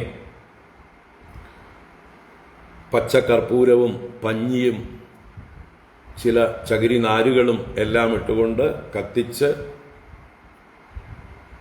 ആ അഗ്നിയെ വളർത്തുന്നു. അത് പുകഞ്ഞ് പുകഞ്ഞ് വരുമ്പോൾ വീണ്ടും വീണ്ടും വേഗത്തിൽ മഥനം ചെയ്യുമ്പോൾ ആ അഗ്നി ഒന്നുകൂടെ സ്പാർക്കായി ജ്വലിക്കാൻ തുടങ്ങും. അപ്പം അതിനെ വീശി കൊടുക്കും. അങ്ങനെ ആ അഗ്നി ജ്വലിക്കും. ആ അഗ്നിയിൽ നിന്നാണ് യാഗാഗ്നി വളർത്തിക്കൊണ്ടുവരുന്നത്. ഏത് യാഗങ്ങൾ ആരംഭിക്കുമ്പോഴും ഈ അരണി കടഞ്ഞിട്ടാണ് വരിക. ഇത് പ്രതീകാത്മകമാണ്. നമ്മുടെ ഓരോരുത്തരുടെ ഉള്ളിലും നടക്കേണ്ട ഒരു മഥനമാണ്. ഗുരു നൽകുന്നതായിട്ടുള്ള അറിവാണ് ഇതിനെല്ലാം ബേസ്. ആ അറിവിൽ ശിഷ്യന്റെ ബുദ്ധി കൊണ്ട്, ശിഷ്യന്റെ യുക്തി കൊണ്ട്, ശിഷ്യന്റെ അനുഭവങ്ങൾ കൊണ്ട് വേണ്ട പോലെ മഥനം ചെയ്യണം. അതാണ് ഉപനിഷത്തിൽ ഈ ഒരു സിമിലി, ഒരു ഉദാഹരണം പറഞ്ഞു തന്നിരിക്കുന്നത്. ആചാര്യനെ അധരാരണിയായിട്ടാണ്. അടിയിലുള്ള അരണിയായി ആചാര്യനും മുകളിലുള്ള അരണിയായി അന്തേവാസിയായ ശിഷ്യനും. എന്ന് വെച്ചാൽ ശിഷ്യന്റെ ബുദ്ധി ഗുരുവിൻ്റെ വാക്കുകളെ വേണ്ട പോലെ മഥനം ചെയ്യലാണ് ഇവിടെ നടക്കേണ്ടത്. ആ സമയത്തുണ്ടാകുന്ന അഗ്നിയാണ് ജ്ഞാനാഗ്നി. ആ ജ്ഞാനാഗ്നിയിലാണ് സർവകർമ്മവാസനകളും നശിക്കുന്നത്. ജ്ഞാനാഗ്നി സർവകർമാണി ഭസ്മസാത് കുരുതേ അർജുന. ജ്ഞാനാഗ്നി സർവകർമ്മങ്ങളെയും ഭസ്മസമാനമാക്കി, ചാരമാക്കി ചെയ്യുന്നു എന്നർത്ഥം. അപ്പൊ ആ ഒരു പ്രക്രിയ നടന്നില്ലെങ്കിൽ ഈ നമ്മുടെ ഉള്ളിലുള്ള കാമജടകൾ ആലിന്റെ വേരുകൾ പടർന്ന് പിടിക്കും പോലെ ആഴത്തിൽ ഈ ലോകത്തിലേക്ക് ഇറങ്ങും. എങ്ങനെയാണോ ആലിൻ്റെ വേരുകൾ പടർന്ന് പിടിച്ച് ആലിനെ ദൃഢമായി നിലനിർത്തുന്നത്, ഇതുപോലെ നമ്മുടെ ഈ മനസ്സിൻ്റെ സങ്കല്പങ്ങളെ, ഈ ലോകത്തിൻ്റെ സത്യത്വത്തെ, ഈ ലോകം നിത്യമാണ്, സുഖമുള്ളതാണ് എന്നുള്ള ഭ്രമത്തെ അത് ബലമായി ഉറപ്പിച്ചുകൊണ്ടേയിരിക്കും. അപ്പോൾ ഈ വേരുകളെ പിഴുതെടുക്കുന്ന പണിയാണ് നമ്മൾ ചെയ്യേണ്ടത്. വേരുകളെ പിഴുതെടുക്കുന്ന പണി എവിടെയാണ് നടക്കുക? ആഗ്രഹങ്ങളെ പൂർത്തീകരിക്കും തോറും ഈ ജട കൂടിക്കൂടി വരികയേ ഉള്ളൂ, അല്ലേ? കാമങ്ങളെ നമ്മൾ പൂർത്തീകരിക്കും തോറും പുതിയ കാമങ്ങൾ വർദ്ധിച്ചു വർദ്ധിച്ചു വരും. അതുകൊണ്ട് യയാതി പറഞ്ഞു, ന ജാതു കാമാഹ കാമാനാം ഉപഭോഗേന ശാമ്യതേ ഹവിഷാ കൃഷ്ണവർമ്മേവ ഭൂയയേവ വിവർദ്ധതേ. നിങ്ങൾ വിഷയങ്ങളെ കൊണ്ട് കാമങ്ങളെ തൃപ്തിപ്പെടുത്താൻ ശ്രമിച്ചാൽ ഒരിക്കലും നടക്കാൻ പോകുന്നില്ല. കാമാഹ കാമാനാം ഉപഭോഗേന ജാതു ന ശാമ്യതേ, ഒരിക്കലും ശമിക്കാൻ പോകുന്നില്ല. ഹവിഷാ കൃഷ്ണവർമ്മേവ, ഹവിസ് ഒഴിക്കുമ്പോൾ, യാഗാഗ്നിയിലേക്ക് നെയ്യൊഴിക്കുമ്പോൾ അഗ്നി എങ്ങനെയാണോ വീണ്ടും ആളിക്കത്തുന്നത്, ഭൂയയേവ വിവർദ്ധതേ, വീണ്ടും വീണ്ടും വർദ്ധിച്ചു വരികയാണ് ചെയ്യുക. അതുകൊണ്ട് കാമങ്ങളെ ഓരോ കാമങ്ങളായി എനിക്ക് പൂർത്തീകരിച്ചു കഴിഞ്ഞാൽ എനിക്ക് കാമങ്ങളിൽ നിന്നെല്ലാം പൂർണ്ണമായിട്ടുള്ള മുക്തി കിട്ടും എന്ന് വിചാരിക്കുന്നവൻ ഏറ്റവും വലിയ വിഡ്ഢിയാണ്. അവൻ്റെ ഓരോ കാമങ്ങളും സാധിക്കും തോറും അതിനോടനുബന്ധമായിട്ടുള്ള പുതിയ പുതിയ പുതിയ കാമങ്ങൾ, വേരുകൾ ഉണ്ടാക്കിക്കൊണ്ടേയിരിക്കും, ആഴത്തിൽ ആഴത്തിൽ വേരോടിക്കൊണ്ടിരിക്കും. ഇതാണ് ലോക സ്വഭാവം. ഇങ്ങനെയാണ് ഈ ലോകം നിലനിൽക്കുന്നത്, ഈ സംസാരം നിലനിൽക്കുന്നത് ഇങ്ങനെയാണ്. അതുകൊണ്ട് എന്ത് ചെയ്യണം? അസംഗശസ്ത്രേണ ദൃഢേന ചിത്വാ, അസംഗമാകുന്ന ശസ്ത്രം നല്ല ബലമുള്ളതായിരിക്കണം. അസംഗമെന്നാൽ വൈരാഗ്യം, സംഗരാഹിത്യം, ഒന്നിനോടും ഒട്ടലില്ലായ്മ, ഒന്നിനോടും ആസക്തിയില്ലായ്മ. ഇതുണ്ടെങ്കിലേ എനിക്ക് സുഖമുള്ളൂ എന്നുള്ള സങ്കല്പങ്ങൾ ഉള്ളിൽ നിന്ന് പോകണം. ഏതിൻ്റെയും അഭാവത്തിലും എൻ്റെ സുഖത്തിന് ഒരു കുറവും ഇല്ല. കാരണം എൻ്റെ സ്വരൂപം ആനന്ദമാണ്, ആത്മസ്വരൂപമാണ്, സച്ചിദാനന്ദമാണ് എൻ്റെ സ്വരൂപം. അത് പൂർണ്ണമാണ്. ഈ പൂർണ്ണനായിട്ടുള്ള എനിക്ക് ഇനിയും പൂർണ്ണനാവേണ്ട കാര്യം ഇല്ല. ഓൾറെഡി പൂർണ്ണനാണ്. അതുകൊണ്ട് തന്നെ അതിലേക്ക് ഇനി എന്തൊഴിച്ചാലും പൂർണ്ണതയ്ക്ക് വ്യത്യാസമിൽ ഒന്നും വരാൻ പോകുന്നില്ല. എൻ്റെ യഥാർത്ഥ സ്വരൂപം അനന്തതയാണ്, ഇൻഫിനിറ്റിയാണ് എൻ്റെ സ്വരൂപം. അതിലെന്തു കൂട്ടിയാലും ഇൻഫിനിറ്റിക്ക് മാറ്റമൊന്നും വരാൻ പോകുന്നില്ല. ആ ഒരു ആത്മാവിനെ അറിഞ്ഞുകൊണ്ട്, അതിൻ്റെ സ്വരൂപം അറിഞ്ഞുകൊണ്ട് അതിലേക്ക് നമ്മുടെ മനസ്സിനെ, ബുദ്ധിയെ എല്ലാം ദൃഢമാക്കുകയാണ് വേണ്ടത്. ലോകവിഷയങ്ങളുടെ നിരർത്ഥകത, അതിൻ്റെ അനിത്യത്വം, അതിൻ്റെ സുഖം തരാൻ കഴിവില്ലായ്മ, ഇത് വേണ്ട പോലെ വീണ്ടും വീണ്ടും ദോഷദൃഷ്ട്യാ മുഹുർമുഹു വീണ്ടും വീണ്ടും വിചാരം ചെയ്ത് അതിനൊന്നെയാണ് ആചാര്യ ഭഗവത്പാദര് വീണ്ടും പറഞ്ഞു, കാമിനീ കാഞ്ചനങ്ങളാണ് മനുഷ്യനെ ഭ്രമിപ്പിക്കുന്നതായിട്ടുള്ള രണ്ട് വിഷയങ്ങൾ, പ്രബലമായിട്ടുള്ള രണ്ട് വിഷയങ്ങൾ. അതിൽ കാഞ്ചനത്തെ ഉപേക്ഷിക്കാനായിട്ട് പറഞ്ഞു, അർത്ഥമനർത്ഥം ഭാവയ നിത്യം നാസ്തി തത സുഖലേശ സത്യം പുത്രാദപി ധനഭാജാം ഭീതിഹി സർവത്രൈഷാ വിഹിതാരീതിഹി. മറ്റൊരു ഉപദേശം തന്നു, നാരീസ്തനഭര നാഭീദേശം ദൃഷ്ട്വാമാഗാമോഹാവേശം ഏതൻ മാംസവസാദി വികാരം മനസി വിചിന്തയ വാരം വാരം. ഏതിനാണോ ശോഭയുണ്ട് എന്ന് തെറ്റിദ്ധരിക്കുന്നത് അത് ദൂരത്തുനിന്ന് കാണുന്ന ശോഭയേ ഉള്ളൂ. അടുത്തേക്ക് ചെന്നു കഴിഞ്ഞാൽ എല്ലാം നാറുന്ന വസ്തുക്കളാണ് അല്ലേ. തൊലിപ്പുറത്ത് മിനുങ്ങി കാണുമ്പോൾ ഉള്ളതായിട്ടുള്ളൊരു ശോഭ മാത്രമേ ഉള്ളൂ. അതിൻ്റെ ഉള്ളിലുള്ളതെല്ലാം വൃത്തികെട്ട വസ്തുക്കളാണ്, മലഭാണ്ഡങ്ങളാണ് ഓരോ മനുഷ്യരും, ആണായാലും പെണ്ണായാലും. എല്ലാ ദ്വാരങ്ങളിലൂടെയും ദുർഗന്ധമാണ് പുറത്തേക്ക് വന്നുകൊണ്ടിരിക്കുന്നത്. അത് അടുത്ത് ചെന്ന് നോക്കണം. എത്ര പ്രിയപ്പെട്ടവരായിക്കോട്ടെ, അടുത്ത് ചെന്ന് നോക്കണം. മിസ് യൂണിവേഴ്സ് ആയിക്കോട്ടെ അല്ലേ, എല്ലാവരുടെ ഉള്ളിലുള്ളത് ഈ മലങ്ങളാണ്, സപ്തധാതുക്കളാണ്. മജ്ജ, അസ്ഥി, മാംസം, രക്തം, മലം, കഫം, പിത്തം, ഇങ്ങനെയുള്ള വൃത്തികെട്ട വസ്തുക്കളാണ്. നന്നായി പാക്ക് ചെയ്തിരിക്കണമെന്ന് മാത്രമേ ഉള്ളൂ. പാക്കറ്റ് ലീക്കാണ്. പാക്കറ്റിൻ്റെ ഓരോ ഭാഗത്തും ഓട്ടകളുണ്ട്. അതിൻ്റെ ദുർഗന്ധം അതിലൂടെ പുറത്തേക്ക് വന്നുകൊണ്ടിരിക്കുന്നുണ്ട്. അടുത്തേക്ക് ചെന്നാലേ ദുർഗന്ധം അറിയുകയുള്ളൂ. അതുകൊണ്ട് എന്ത് ചെയ്യാം? മനസ്സി വിചിന്തയ വാരം വാരം ഏതൻ മാംസ വസാ ആദി വികാരം. ഇത് മാംസവും വസയുമൊക്കെയാണ്. വസ എന്ന് പറഞ്ഞാൽ കൊഴുപ്പ്. ഇപ്പം മാംസവും കൊഴുപ്പുമൊക്കെയാണ്, അതിൻ്റെയൊക്കെ വികാരങ്ങളാണ് ഈ ശരീരത്തിലെ ഓരോ അവയവങ്ങളും. അത്രയ്ക്ക് ഭ്രമിക്കേണ്ടതായിട്ട് വർത്തിയായിട്ട് ഒന്നുമില്ല, നിത്യമായിട്ടുള്ളതല്ല. എപ്പോൾ വേണമെങ്കിൽ അതിൻ്റെ രൂപം മാറാം, വികലമാകാം. ഇന്ന് കാണുന്ന സൗന്ദര്യം നാളെ ഉണ്ടായിക്കൊള്ളണമെന്നില്ല, അടുത്ത നിമിഷം ഇല്ലാതെയാവാം. ജഡമാണ് ഈ ശരീരം.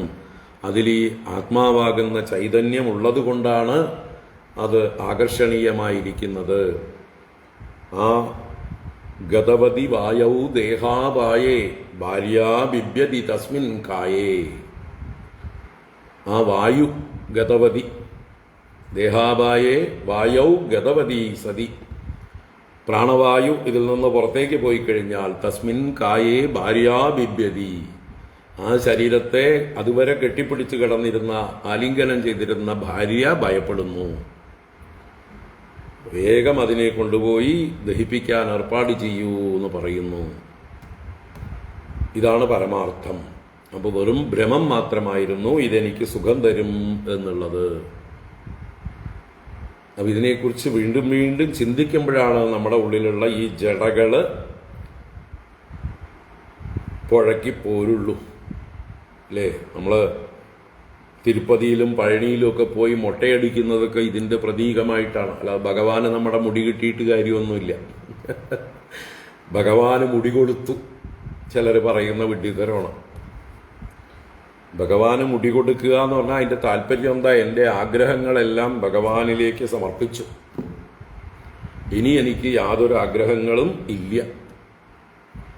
എല്ലാ ആഗ്രഹങ്ങളെയും ഉന്മൂലനം ചെയ്തതിൻ്റെ പ്രതീകമാണ് മുണ്ടനം ചെയ്യുക എന്നുള്ളത്. അതുകൊണ്ട് ആ സന്യാസികളെല്ലാം മുണ്ടനം ചെയ്ത് നടക്കുന്നത്. അവർ നിത്യം മുണ്ടനം ചെയ്യുന്നു. അതിൻ്റെ പ്രതീകമായിട്ട് ഈ തിരുപ്പതി ഭക്തന്മാരും മുരുക ഭക്തന്മാരും അവരുടെ ദേഹാഭിമാനത്തെ അവരതിലൂടെ ഇല്ലാതെയാക്കുന്നുണ്ട്. വലിയ കാര്യമാണ്. ദേഹാഭിമാനമുള്ളവർക്ക് മുണ്ടനം ചെയ്യാൻ മടിയാണ് അല്ലേ. തലമുടി എടുത്ത് നടന്നാൽ എൻ്റെ സൗന്ദര്യം പോകും, ആളുകൾ എന്നെ അവഗണനയോടെ കാണും, എന്നെ ബഹുമാനിക്കണമെങ്കിൽ എനിക്ക് തലമുടി വേണം എന്നൊക്കെ ഉള്ളതായിട്ടുള്ള ചിന്ത. അപ്പോൾ അത് പോയവർക്കേ അത് മുണ്ടനം ചെയ്യാൻ സാധിക്കുള്ളൂ. ആളുകൾ എന്തോ കരുതിക്കോട്ടെ. തമിഴ്നാട്ടിലൊക്കെ സ്ത്രീകൾ ധാരാളമായിട്ട് മുണ്ടനം ചെയ്യുന്നത് കാണാം. ആന്ധ്രയിൽ തിരുപ്പതിയിലും ധാരാളമായിട്ട് അവിടെയുള്ള സ്ത്രീകളും മുണ്ടനം ചെയ്യും. എന്തുകൊണ്ട്? അവർക്ക് മലയാളികളെ പോലെയുള്ള ദേഹാഭിമാനമില്ല, വടക്കേന്ത്യക്കാരെ പോലെയുള്ള ദേഹാഭിമാനമില്ല. ഈ രണ്ട് സ്റ്റേറ്റിൽ, ആന്ധ്രയിലും കർണാടകയിലുള്ള ആളുകൾക്ക്, ആന്ധ്രയിലും തമിഴ്നാട്ടിലുള്ള ആളുകൾക്ക്, മുരുകഭക്തന്മാരായിട്ടുള്ള സ്ത്രീകൾക്ക് അവരുടെ മുടിയെടുക്കാൻ യാതൊരു മടിയില്ല. മുടിയെടുത്ത് തലയിൽ ഭസ്മം പൂശി അല്ലെങ്കിൽ ചന്ദനം പൂശി നടക്കുവരും. അപ്പം അതുപോലെ നമ്മുടെ ഉള്ളിൽ നിന്നാണ് ശരിക്കും പറിച്ചു കളയേണ്ടത്. ഈ ഓരോ മുടിയും ഓരോ ആഗ്രഹത്തിൻ്റെ പ്രതീകമായി പറയാം. അപ്പം നമ്മുടെ ഉള്ളിലുള്ള ഈ ജഡയായിരിക്കുന്ന ആഗ്രഹങ്ങളെ മുഴുവൻ യതിന സമുദ്രന്തി യതയോ ഹൃദി കാമജഡാഹ. ഇവിടെ യതികൾ പോലും എന്ന് പറയണം. യതികളായിട്ടുള്ളവർ, യത്നം ചെയ്യുന്ന സന്യാസികൾ പോലും ഹൃദയത്തിലുള്ള കാമജടകളെ ന സമുദ്രന്തി യതി, പറിച്ചു കളയുന്നില്ലെങ്കിൽ, ഉന്മൂലനം ചെയ്യുന്നില്ലെങ്കിൽ, ഈ വേരുകളെ ഒന്നും പുഴക്കിക്കളയുന്നില്ല എങ്കിൽ അസതാം ഹൃദിഗതഃ അപി ദുരധിഗമഃ ത്വം തേഷാം അസ്മൃതകണ്ഠമണിഃ അസി. അസതാം ഹൃദിഗതഃ അപി, അങ്ങ് എല്ലാവരുടെയും ഹൃദയത്തിൽ ഗമിച്ചിരിക്കുന്നവനാണ്, ഹൃദിഗതനാണ്. സർവേഷാമപി ഹൃദിഗതഃ ഈശ്വര സർവഭൂതാനാം ഹൃദ്ദേശേ അർജുന തിഷ്ഠതി. സകല ഭൂതങ്ങളുടെയും സകല ചരാചരങ്ങളുടെയും ഹൃദയത്തിൽ ഈശ്വരൻ കുടികൊള്ളുന്നുണ്ട്. പക്ഷെ ഈ അസതാം, അസത്തുക്കൾക്ക്, അസത്ത് എന്ന് പറഞ്ഞാലോ അസത്തായ വസ്തുക്കളെ സത്യമെന്ന് കരുതി അതിനെ മുറുക്കെ പിടിച്ചിരിക്കുന്ന ദേഹാഭിമാനികളും കാമികളുമായിരിക്കുന്നവർക്ക്, അസതാം ഹൃദി അപി ഹൃദിഗതഃ അപി, എല്ലാവരുടെയും ഹൃദയത്തില് അസത്തുക്കളുടെയും ഹൃദയത്തില് അങ്ങ് കുടികൊള്ളുന്നു എങ്കിലും ദുരധിഗമഃ, അങ്ങ് ദുരധിഗമനായി ഭവിക്കുന്നു, അധിഗമിക്കാൻ ക്ലേശമുള്ളവനായി ഭവിക്കുന്നു. അങ്ങയെ പ്രാപിക്കാൻ സാധിക്കില്ല, കാരണം അത്രയും മൂടിക്കിടക്കുകയാണ്. നമ്മൾ ഗീതയിൽ ഭഗവാൻ പറയുന്ന 3 ദൃഷ്ടാന്തങ്ങൾ. സാത്വികന്മാർക്ക് ധൂമേൻ ആവ്രിയതേ വന്യഹി, പുക കൊണ്ട് അഗ്നി മൂടിക്കിടക്കുന്നത് പോലെ, ഒരു കാറ്റടിച്ചാൽ പുക മാറിയാൽ അഗ്നി പ്രകാശിക്കും. അത് സാത്വികന്മാരാണ്. രാജസന്മാര് യഥാ ആദർശോ മലേനച്ച്, ആദർശം കണ്ണാടി, മലം അഴുക്ക്. അപ്പൊ കണ്ണാടിയിൽ അഴുക്ക് പുരണ്ടാൽ കാറ്റടിച്ചാൽ പോരാ, കുറച്ച് പണിയെടുക്കണം. കണ്ണാടി വൃത്തിയാക്കി അതിൽ പ്രതിബിംബം കാണാം. അത് രാജസന്മാരാണ്. രാജസപ്രകൃതികളായിട്ടുള്ളവർ കണ്ണാടി, അഴുക്ക് പിടിച്ച കണ്ണാടി പോലെയാണ്. കുറച്ച് പണിയെടുത്താൽ, കുറച്ച് കർമ്മയോഗം ചെയ്താൽ അവരുടെ കണ്ണാടി, മനസ്സാകുന്ന കണ്ണാടി ശുദ്ധമാകും, ആത്മാ തെളിഞ്ഞ് പ്രകാശിക്കും. എന്നാൽ യഥാ ഉൽബേന ആവൃതോ ഗർഭഃ, യഥാ ഗർഭഃ ഉൽബേന ആവൃതഃ, ഉള്ളിലുള്ള ഗർഭത്തിലുള്ള ശിശു ഗർഭപാത്രത്താൽ മറയ്ക്കപ്പെട്ടിരിക്കുന്നത് പോലെ. അതാണ് താമസന്മാരുടെ ആവരണം. താമസന്മാരിലുള്ള ഈശ്വരനെ അല്ലേ കാണണമെങ്കിൽ കുറച്ച് പണിയുണ്ട്. എങ്ങനെയാണോ ഗർഭത്തിലിരിക്കുന്ന കുട്ടിയെ 10 മാസം കഴിഞ്ഞാൽ മാത്രമേ പുറത്തേക്ക് കാണുള്ളൂ, അതുവരെ കാത്തിരിക്കണം എന്നതുപോലെ എല്ലാറ്റിനും അതാതിൻ്റെ സമയമുണ്ട് എന്ന് പറയും പോലെ താമസന്മാർക്ക് അവരുടെ ഉള്ളിലുള്ള ഈശ്വരനെ പ്രകാശിച്ച് കാണാനായിക്കൊണ്ട് കുറെ കാലമെടുക്കും. യഥാ ഉൽബേനാവൃതോ ഗർഭഃ തഥാ തേനേദമാവൃതം, ആവൃതം ജ്ഞാനമേതേന ജ്ഞാനിനോ നിത്യവൈരിണ കാമരൂപേണ കൗന്ദേയ ദുഷ്പൂരേണ അനലേന ച. അപ്പൊ കാമരൂപമായിരിക്കുന്ന വൈരിയാൽ ഈ ജ്ഞാനം ആവൃതം, നമ്മുടെ ഉള്ളിലുള്ളതായിട്ടുള്ള ജ്ഞാനം മറയ്ക്കപ്പെട്ടിരിക്കുന്നു.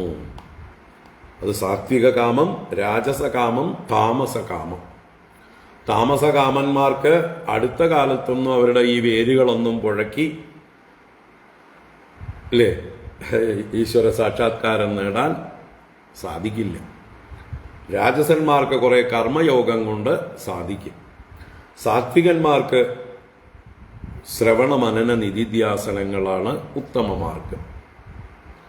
ആചാര്യന്മാരിൽ നിന്ന്, ഗുരുക്കന്മാരിൽ നിന്ന് ശ്രവണം, മനനം, നിധിധ്യാസനം അത് സാത്വികന്മാർക്കുള്ള ഉപായമാണ്. രാജസന്മാർക്ക് കുറച്ച് കർമ്മയോഗം കൂടി വേണം, കുറച്ച് കാലമെടുക്കും അന്ധക്കരണ ശുദ്ധിക്ക്. അത് കഴിഞ്ഞിട്ടേ ശ്രവണമൊക്കെ വേണ്ട പോലെ ഫലിക്കുകയുള്ളൂ. അപ്പം മാത്രമേ ഈ സത്യം സാക്ഷാത്കരിക്കാൻ കഴിയുകയുള്ളൂ. താമസന്മാര് അവർ അടുത്ത കാലത്തൊന്നും ഇതിൻ്റെ അടുത്തേക്ക് പോലും വരില്ല. അവർ ക്ഷേത്രങ്ങളിലൊക്കെ പോയാൽ പോലും അവിടെ പോകുന്നത് എന്തെങ്കിലും ദുഃഖനിവൃത്തിക്ക് മാത്രമായിട്ടോ അല്ലെങ്കിൽ ശത്രുക്കളെ ഇല്ലാതാക്കാൻ വേണ്ടിയിട്ടോ മറ്റ് പല നടക്കാത്ത ആഗ്രഹങ്ങളുമായിട്ടോ ഒക്കെ ആയിട്ടാണ് താമസന്മാർ ക്ഷേത്രങ്ങളിൽ പോകുന്നത് പോലും. അവർ വേലയ്ക്കും പൂരത്തിനും വെടിക്കെട്ടും ആനയും കാണാനും വേടന്റെ പാട്ട് പോലെയുള്ള തോന്നിയവാസങ്ങൾ കാണാനും ഒക്കെ പോകും. പക്ഷേ ആ ശ്രീകോവിലിലേക്ക് ഒന്ന് പോയി തൊഴുകയോ അവിടെ ഒരു 10 പൈസ വഴിപാടിടുകയോ അവിടേക്കൊന്നും തിരിഞ്ഞു നോക്കില്ല. അവർക്കുള്ളതാണ് ഉത്സവപ്പറമ്പിൽ നടക്കുന്ന കോമാളിത്തരങ്ങൾ, വെറുതെ കാശ് പൊടിച്ചു കളയുന്നതായിട്ടുള്ള എല്ലാ തോന്നിയവാസങ്ങളും. ആനകളെ പീഡിപ്പിക്കുക, അവ വരണ്ട് ആളുകൾക്ക് അപായമുണ്ടാക്കുക, വസ്തുക്കളെ നശിപ്പിക്കുക. ആകെക്കൂടി ഒരാനയ്ക്ക് നടക്കാനുള്ള വഴി ഉണ്ടാവില്ല, അവിടെ 12 ആന 15 ആന എന്ന് പറഞ്ഞ് ചൂടത്തും വെയിലത്തും മഴയത്തും എന്ന് പറഞ്ഞ പോലെ, അല്ലെങ്കിൽ മറ്റു പല ശബ്ദങ്ങളുടെ കോലാഹലത്തിലുമൊക്കെ ആ ആനകൾ പേടിച്ച് അത് വരണ്ട് അപകടങ്ങൾ ഉണ്ടാക്കുന്നു. ദിവസം എന്ന് പറഞ്ഞ പോലെ കാണുന്നു. ഉത്സവപ്പറമ്പുകളിലൊക്കെ ഇപ്പോൾ ആന ഇടഞ്ഞില്ലെങ്കിലേ അത്ഭുതമുള്ളൂ. അതുപോലെ വെടിക്കെട്ട് ധനത്തെ വെറുതെ കത്തിച്ച് കളയുക, അതുകൊണ്ടുണ്ടാകുന്ന അപകടങ്ങൾ വേറെ. അതുപോലെ ഗാനമേള എന്നൊക്കെ പറഞ്ഞ് എന്തൊക്കെയാണ് വൃത്തികേടുകൾ കാണിച്ചു കൂട്ടുന്നത്. ആൺപിള്ളേരും പെൺപിള്ളേരും അല്പവസ്ത്രവും അല്ലെങ്കിൽ തോന്നിയ വസ്ത്രവും ധരിച്ചുകൊണ്ട് വെളിച്ചപ്പാട് തുള്ളുന്നതിനേക്കാൾ ഭയങ്കരമായി തുള്ളുന്നതായിട്ടുള്ള എന്തൊക്കെയോ കോലാഹലങ്ങൾ ഇതൊക്കെ കാട്ടിക്കൂട്ടുന്നു. ഇതൊക്കെ കാണാൻ വേണ്ടി മാത്രം കുറേ ആളുകൾ പോകുന്നുണ്ട്. അവരൊക്കെ ഭക്തി കൊണ്ട് ക്ഷേത്രത്തിൽ പോകുന്നവരാണോ? അവർ ക്ഷേത്രത്തിലേക്ക് വല്ല വഴിപാടുകളും ചെയ്യുന്നുണ്ടോ? ഒന്നുമില്ല. കുറേ ആൾക്കൂട്ടം കള്ളും കുടിച്ച് ഇപ്പം എല്ലാ ക്ഷേത്രങ്ങളിലും അടിയും തല്ലും ധാരാളമായിരിക്കുന്നു. പെണ്ണുങ്ങൾ തമ്മിൽ അടിയും തല്ലും കാണുന്നു. ഇപ്പം ആണുങ്ങൾ മാത്രമല്ല കള്ളും കഞ്ചാവും അടിച്ച് അടി കൂടുന്നത്, സ്ത്രീകൾ തമ്മിലും അടി കൂടാൻ തുടങ്ങിയിരിക്കുന്നു ക്ഷേത്രങ്ങളിൽ. അപ്പം ഇവരൊക്കെ ഭക്തി കൊണ്ടാണോ? ഇവരൊക്കെ അടുത്ത കാലത്ത് കരകയറുന്നവരാണോ? ഒന്നുമല്ല. നമ്മുടെ ക്ഷേത്രങ്ങൾ ഭരിക്കുന്നവർ ഇത് നിരീശ്വരവാദികളായിട്ടുള്ള ആളുകളാണ്. അവർ ആ ക്ഷേത്രങ്ങളെ നശിപ്പിക്കാൻ വേണ്ടിയാണ് ഇതെല്ലാം ചെയ്തുകൊണ്ടിരിക്കുന്നത്. ഇരിക്കട്ടെ. അപ്പം നമ്മൾ ചിന്തിക്കേണ്ടത് ഇവരൊന്നും ഒക്കെ താമസന്മാരാണ്. ഗർഭം 10 മാസം കഴിഞ്ഞ് പുറത്തേക്ക് വരും പോലെ ഈ താമസ സ്വരൂപികളായിരിക്കുന്ന ആളുകളുടെ ഉള്ളിലും ഈശ്വരൻ ഉണ്ടെങ്കിലും അവർക്ക് അടുത്ത കാലത്തൊന്നും അത് കാണാൻ കഴിയുകയില്ല, സാക്ഷാത്കരിക്കാൻ കഴിയുകയില്ല. അതാണ് അസതാം ഹൃദിഗതഃ അപി ദുരധിഗമഹത്വം. അങ്ങ് ദുരധിഗമനാണ്, അധിഗമിക്കാൻ പ്രയാസമേറിയവനാണ്. തേഷാം അസ്മൃത കണ്ഠമണി അസി. അവർക്ക് അങ്ങ് അസ്മൃത കണ്ഠമണിയാകുന്നു. അസ്മൃത കണ്ഠമണി എന്ന് പറഞ്ഞാൽ, കണ്ഠമണി എന്ന് പറഞ്ഞാൽ കഴുത്തിൽ ധരിക്കുന്ന രത്നം. അത് അസ്മൃതമാകുമ്പോഴോ വിസ്മൃതമാവുന്നു. അസ്മൃതം എന്ന് പറഞ്ഞാൽ വിസ്മൃതം തന്നെ, മറന്നു. അപ്പൊ കഴുത്തിൽ കിടക്കുന്ന ആഭരണത്തെ, രത്നത്തെ കാണാതെ പുറത്ത് അന്വേഷിക്കുന്ന മൂഢന്മാര് അല്ലേ? സ്വകണ്ഠാഭരണം സ്വകണ്ഠത്തിൽ തന്നെ ഉണ്ട്, പക്ഷെ അത് വസ്ത്രത്താൽ മറഞ്ഞു കിടക്കുന്നു. അതുകൊണ്ടത് നഷ്ടപ്പെട്ടു എന്ന് കരുതിയിട്ട് ചുറ്റും അന്വേഷിക്കുന്നു, പുറത്തെല്ലാം അന്വേഷിക്കുന്നു. നാട്ടുകാരെയൊക്കെ കള്ളന്മാരെന്ന് വിളിക്കുന്നു, എല്ലാവരെയും ചീത്ത വിളിക്കുന്നു. ആരോ കട്ടോണ്ടുപോയി എന്ന് വല്ലവരെയൊക്കെ വിളിച്ച് പേര് പറയുന്നു, എല്ലാവരെയും സംശയിക്കുന്നു. എന്നിട്ട് ഭയപ്പെട്ടുകൊണ്ട് കരഞ്ഞ് നിലവിളിച്ചുകൊണ്ട് തൻ്റെ കണ്ടത്തിലുണ്ടായിരുന്ന മണി കാണാനില്ല എന്ന് പറഞ്ഞ് അന്വേഷിക്കുകയാണ്. വാസ്തവത്തിൽ തൻ്റെ തന്നെ വസ്ത്രത്തിൻ്റെ ഉള്ളിലത് മറഞ്ഞു കിടപ്പുണ്ട്. ഒന്ന് കണ്ണാടി നോക്കിയാൽ മാത്രം മതി.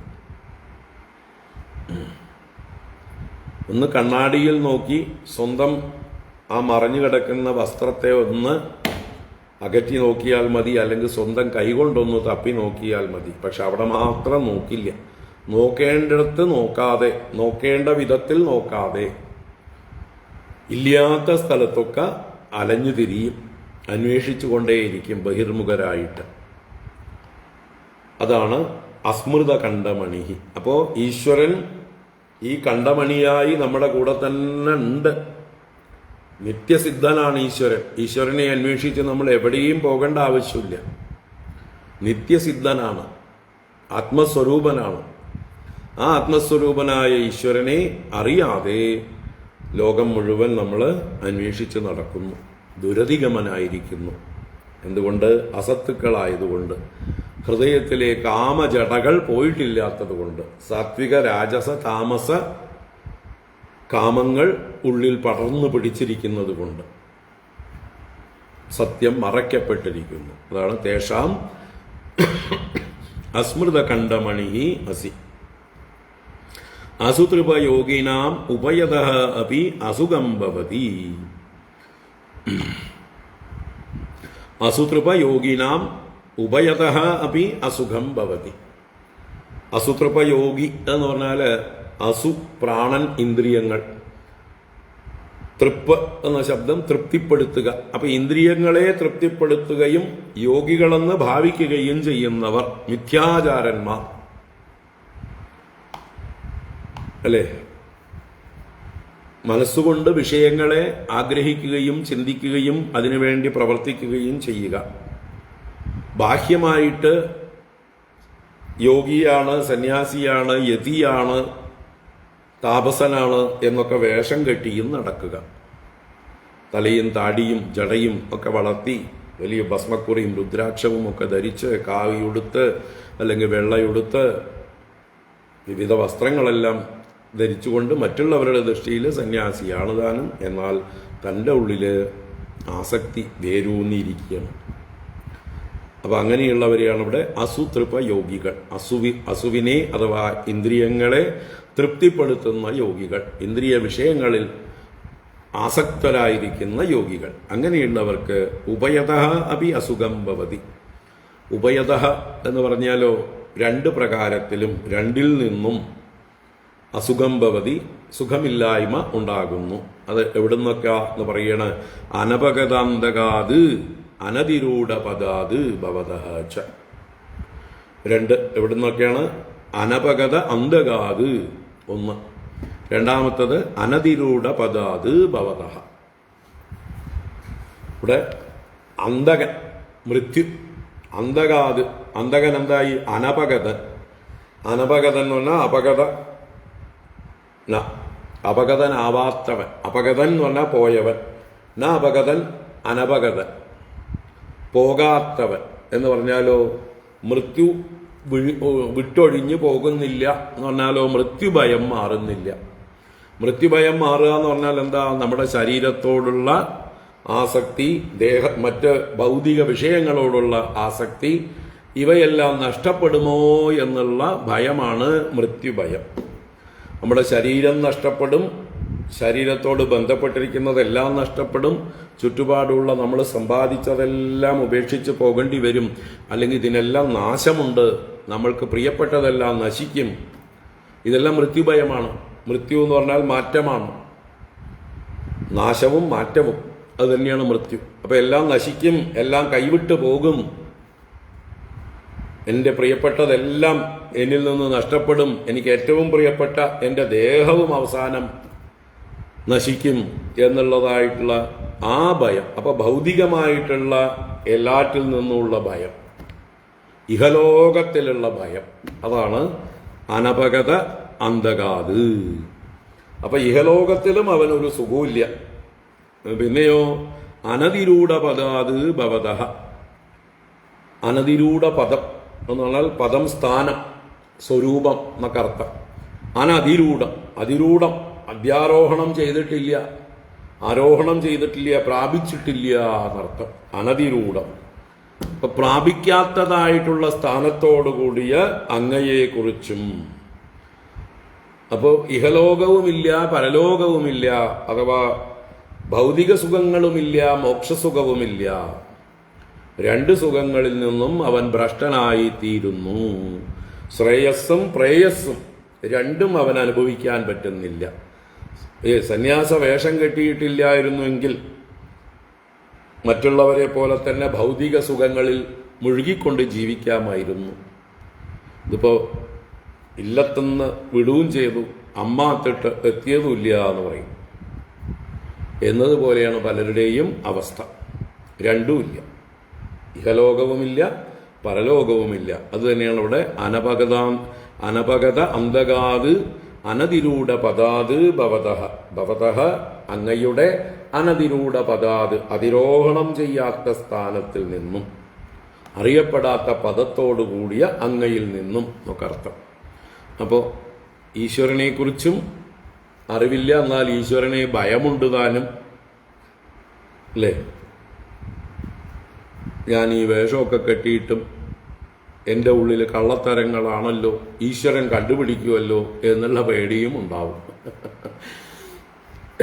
ഈശ്വരൻ എല്ലാം അറിയുന്നവനാണ്, ഈശ്വരൻ അറിയാത്തതായിട്ടൊന്നുമില്ല. അപ്പം എൻ്റെ ഉള്ളിൽ എൻ്റെ സ്വധർമാനുഷ്ഠാനം ചെയ്യാതെ ഞാൻ പരധർമ്മം ചെയ്തുകൊണ്ടിരിക്കുന്നു എന്നുള്ളതായിട്ടുള്ള ഒരു കാപട്യത്തിൻ്റെ ഭയം, മിഥ്യാചാരൻ്റെ ഭയം, അതും ഉണ്ടാവും. അപ്പം രണ്ടും ഇല്ലാത്തവനാണ് ഈ യതികളെപ്പോലെ വേഷം കെട്ടിക്കൊണ്ടും കാമജടകളെ ഉന്മൂലനം ചെയ്യാതിരിക്കുകയും ചെയ്യുന്നവൻ.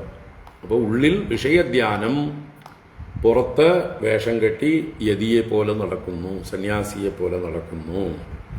അവന് ഇഹലോകവുമില്ല, പരലോകവുമില്ല, ഗതി പിടിക്കുന്നില്ല. അപ്പം ഏതാ വേണ്ടെച്ചാൽ തീരുമാനിച്ചോളൂ. ഒന്ന്, തമോ ഗുണപ്രധാനികളായിട്ടുള്ള ആളുകളാണെങ്കിൽ അവര് ഈ ലോക സുഖങ്ങളെങ്കിലും മര്യാദയ്ക്ക് അനുഭവിക്കാൻ പഠിക്കുക. അവർക്ക് പരലോക പ്രാപ്തിക്കുള്ളതായിട്ടുള്ള കഴിവുകൾ, യോഗ്യതകൾ, അന്ധക്കരണ ശുദ്ധി ഒന്നും ആയിട്ടില്ലെങ്കിൽ അവർക്ക് വേണ്ടിയിട്ടാണ് വേദത്തിൽ പല കർമ്മകാണ്ഡങ്ങളും പറഞ്ഞിരിക്കുന്നത്. നിങ്ങൾ ഈ കർമ്മം ചെയ്യൂ, ഈ സുഖം നേടൂ, സ്വർഗം പ്രാപിക്കൂ, സ്വർഗത്തിൽ പോയി സുഖം അനുഭവിക്കൂ, അതിന് ഈ മര്യാദയ്ക്ക് ഇന്ന കർമ്മം ചെയ്യൂ, ഇന്നിന്ന കർമ്മങ്ങൾ നിങ്ങൾ ചെയ്യരുത് എന്ന് പറഞ്ഞുകൊണ്ട് അവനെ സന്മാർഗത്തിലേക്ക് നയിക്കുന്നു. വേദത്തിലെ കർമ്മകാണ്ഡങ്ങൾ അരുതാത്ത നിഷിദ്ധങ്ങളായ കർമ്മങ്ങളിൽ നിന്ന് അവനെ പിന്തിരിപ്പിക്കുകയും സൽക്കർമ്മങ്ങളിലേക്ക് അവനെ പ്രേരിപ്പിക്കുകയും ചെയ്യുന്നു. ആരെ? ഈ തമോ ഗുണപ്രധാനിയായിട്ടുള്ളവനെ. എന്നിട്ട് അവൻ്റെ ഉള്ളിലെ രജോ ഗുണത്തെ വളർത്തുകയും ഭൗതിക സുഖം അവന് അനുഭവിപ്പിക്കുകയും ചെയ്യുന്നു. അവൻ ചെയ്യുന്ന കർമ്മങ്ങളെ കൊണ്ട് അവന് ഭൗതിക സുഖങ്ങളെല്ലാം നേടാൻ കഴിയും. പക്ഷെ കുറച്ച് കഴിയുമ്പോൾ ഈ ഭൗതിക സുഖങ്ങളൊക്കെ അനുഭവിച്ചു കഴിഞ്ഞിട്ടും, താൻ ഉദ്ദേശിച്ചതെല്ലാം നേടിക്കഴിഞ്ഞിട്ടും, താൻ ഉദ്ദേശിച്ചതായിട്ടുള്ള ശാന്തി, താൻ ഉദ്ദേശിച്ചതായിട്ടുള്ള ആ ഒരു സുഖം കിട്ടിയിട്ടില്ല എന്ന് അറിയാനുള്ളൊരു പക്വത അവന് വളർന്നു വരുന്നു. അതാണ് പരീക്ഷ ലോകാൻ കർമ്മചിതാൻ ബ്രാഹ്മണ നിർവേദമായാത് നാസ്തി അകൃതഃ കൃതേന. അങ്ങനെ തദ്വിജ്ഞാനാർത്ഥം സഗുരുമേവാഭിഗച്ഛേത് സമിത്പാണിഹി ശ്രോത്രിയം ബ്രഹ്മനിഷ്ഠം. ആ സത്യം അറിയാനായിക്കൊണ്ട്, ആ ജ്ഞാനം നേടാനായിക്കൊണ്ട് ഗുരുവിൻ്റെ അടുത്തേക്ക് പോകുന്നു. അപ്പോൾ ആ ഒരു ബ്രാഹ്മണനാവണമെങ്കിൽ ആദ്യം ദ്വിജത്വം പ്രാപിക്കണം. ദ്വിജൻ വളർന്നാണ് ബ്രാഹ്മണനാകുന്നത്. ദ്വിജൻ എന്നാൽ കർമ്മങ്ങൾ ചെയ്യാൻ യോഗ്യത നേടിയവൻ, യജ്ഞോപവീതം ധരിച്ചുകൊണ്ട് യജ്ഞകർമ്മങ്ങൾ ചെയ്യുവാനായിക്കൊണ്ട് അർഹത നേടിയവൻ. ആ കർമ്മങ്ങളിലൂടെ അന്ധകരണ ശുദ്ധി നേടി വിവേക വൈരാഗ്യാദികളെല്ലാം വളർന്നു വരുമ്പോഴാണ് അവൻ ബ്രാഹ്മണൻ എന്ന പദവിക്ക് അർഹനാകുന്നത്. അപ്പോൾ ആ നിർവേദമായത്, വേദത്തിൻ്റെ പുറത്ത് കിടക്കണം എന്നുള്ളതായിട്ടുള്ള ആഗ്രഹം അവൻ്റെ ഉള്ളിൽ ജനിക്കും. ഈ വൈദിക കർമ്മങ്ങൾ മതിയായി എനിക്ക്, ഇനി പുറത്തേക്ക് കടക്കണം എന്നുള്ളതായിട്ടുള്ള ചിന്ത അവൻ്റെ ഉള്ളിലുണ്ടാവും. അപ്പോഴാണ് ഗുരുവിനെ സമീപിക്കേണ്ടത്. അപ്പോൾ ഗുരു അവനെ എല്ലാ കർമ്മങ്ങളിൽ നിന്നും പുറത്തേക്ക് കടത്തും. അവസാനത്തെ കർമ്മം ചെയ്ത് അവനെ സ്വതന്ത്രനാക്കും. ഇതാണ് നമ്മുടെ വേദസാഹിത്യം, ഉപനിഷത്തുക്കൾ എല്ലാം നമുക്ക് കാണിച്ചു തരുന്ന മാർഗം. അപ്പോൾ അത് തന്നെയാണ് ഈ ശ്ലോകത്തിലെ ആശയം. യദി ന സമുദ്ധരന്തി യതയോ ഹൃദി കാമജഡാഃ ദുരധിഗമോ സതാം ഹൃദി ഗതോ സ്മൃതകണ്ഡമണിഃ അസുതൃപയോഗിനാം ഉഭയതോപ്യസുഖം ഭഗവൻ അനപഗതന്തകാ അനതിരൂഢപദാദ്ഭവതഃ. അപ്പോൾ ആഗ്രഹങ്ങളെ അകറ്റാത്തവർക്ക് ആത്മാനുഭൂതി സിദ്ധിക്കുകയില്ല. ഇതാണ് ഇതിൻ്റെ സാരം. അതുകൊണ്ട് ഭഗവാനോട് പ്രാർത്ഥിക്കേണ്ടത് എന്താണ്? പ്രഹ്ലാദൻ പ്രാർത്ഥിച്ചതുപോലെ പ്രാർത്ഥിക്കാം. കാമാനാം ഹൃദി അസംരോഹം ഭവതസ്തു വൃണേ വരം. കാമങ്ങൾ ഹൃദയത്തിൽ മുളച്ചു വരാതിരിക്കാനായിക്കൊണ്ട് അങ്ങയിൽ നിന്ന് വരം പ്രാർത്ഥിക്കുന്നു. ഭഗവാനിൽ നിന്നുള്ള പ്രാർത്ഥന, ഭഗവാനോടുള്ള പ്രാർത്ഥന, ഹൃദയത്തിൽ കാമങ്ങൾ പൊട്ടി മുളച്ചു വരാതിരിക്കാൻ അനുഗ്രഹിക്കണേ. ഇപ്പോഴുള്ള കാമങ്ങളെയും നശിപ്പിച്ചു തരണേ, ഉന്മൂലനം ചെയ്തു തരണേ എന്ന് ഭഗവാനോട് പ്രാർത്ഥിക്കാം. ഇനി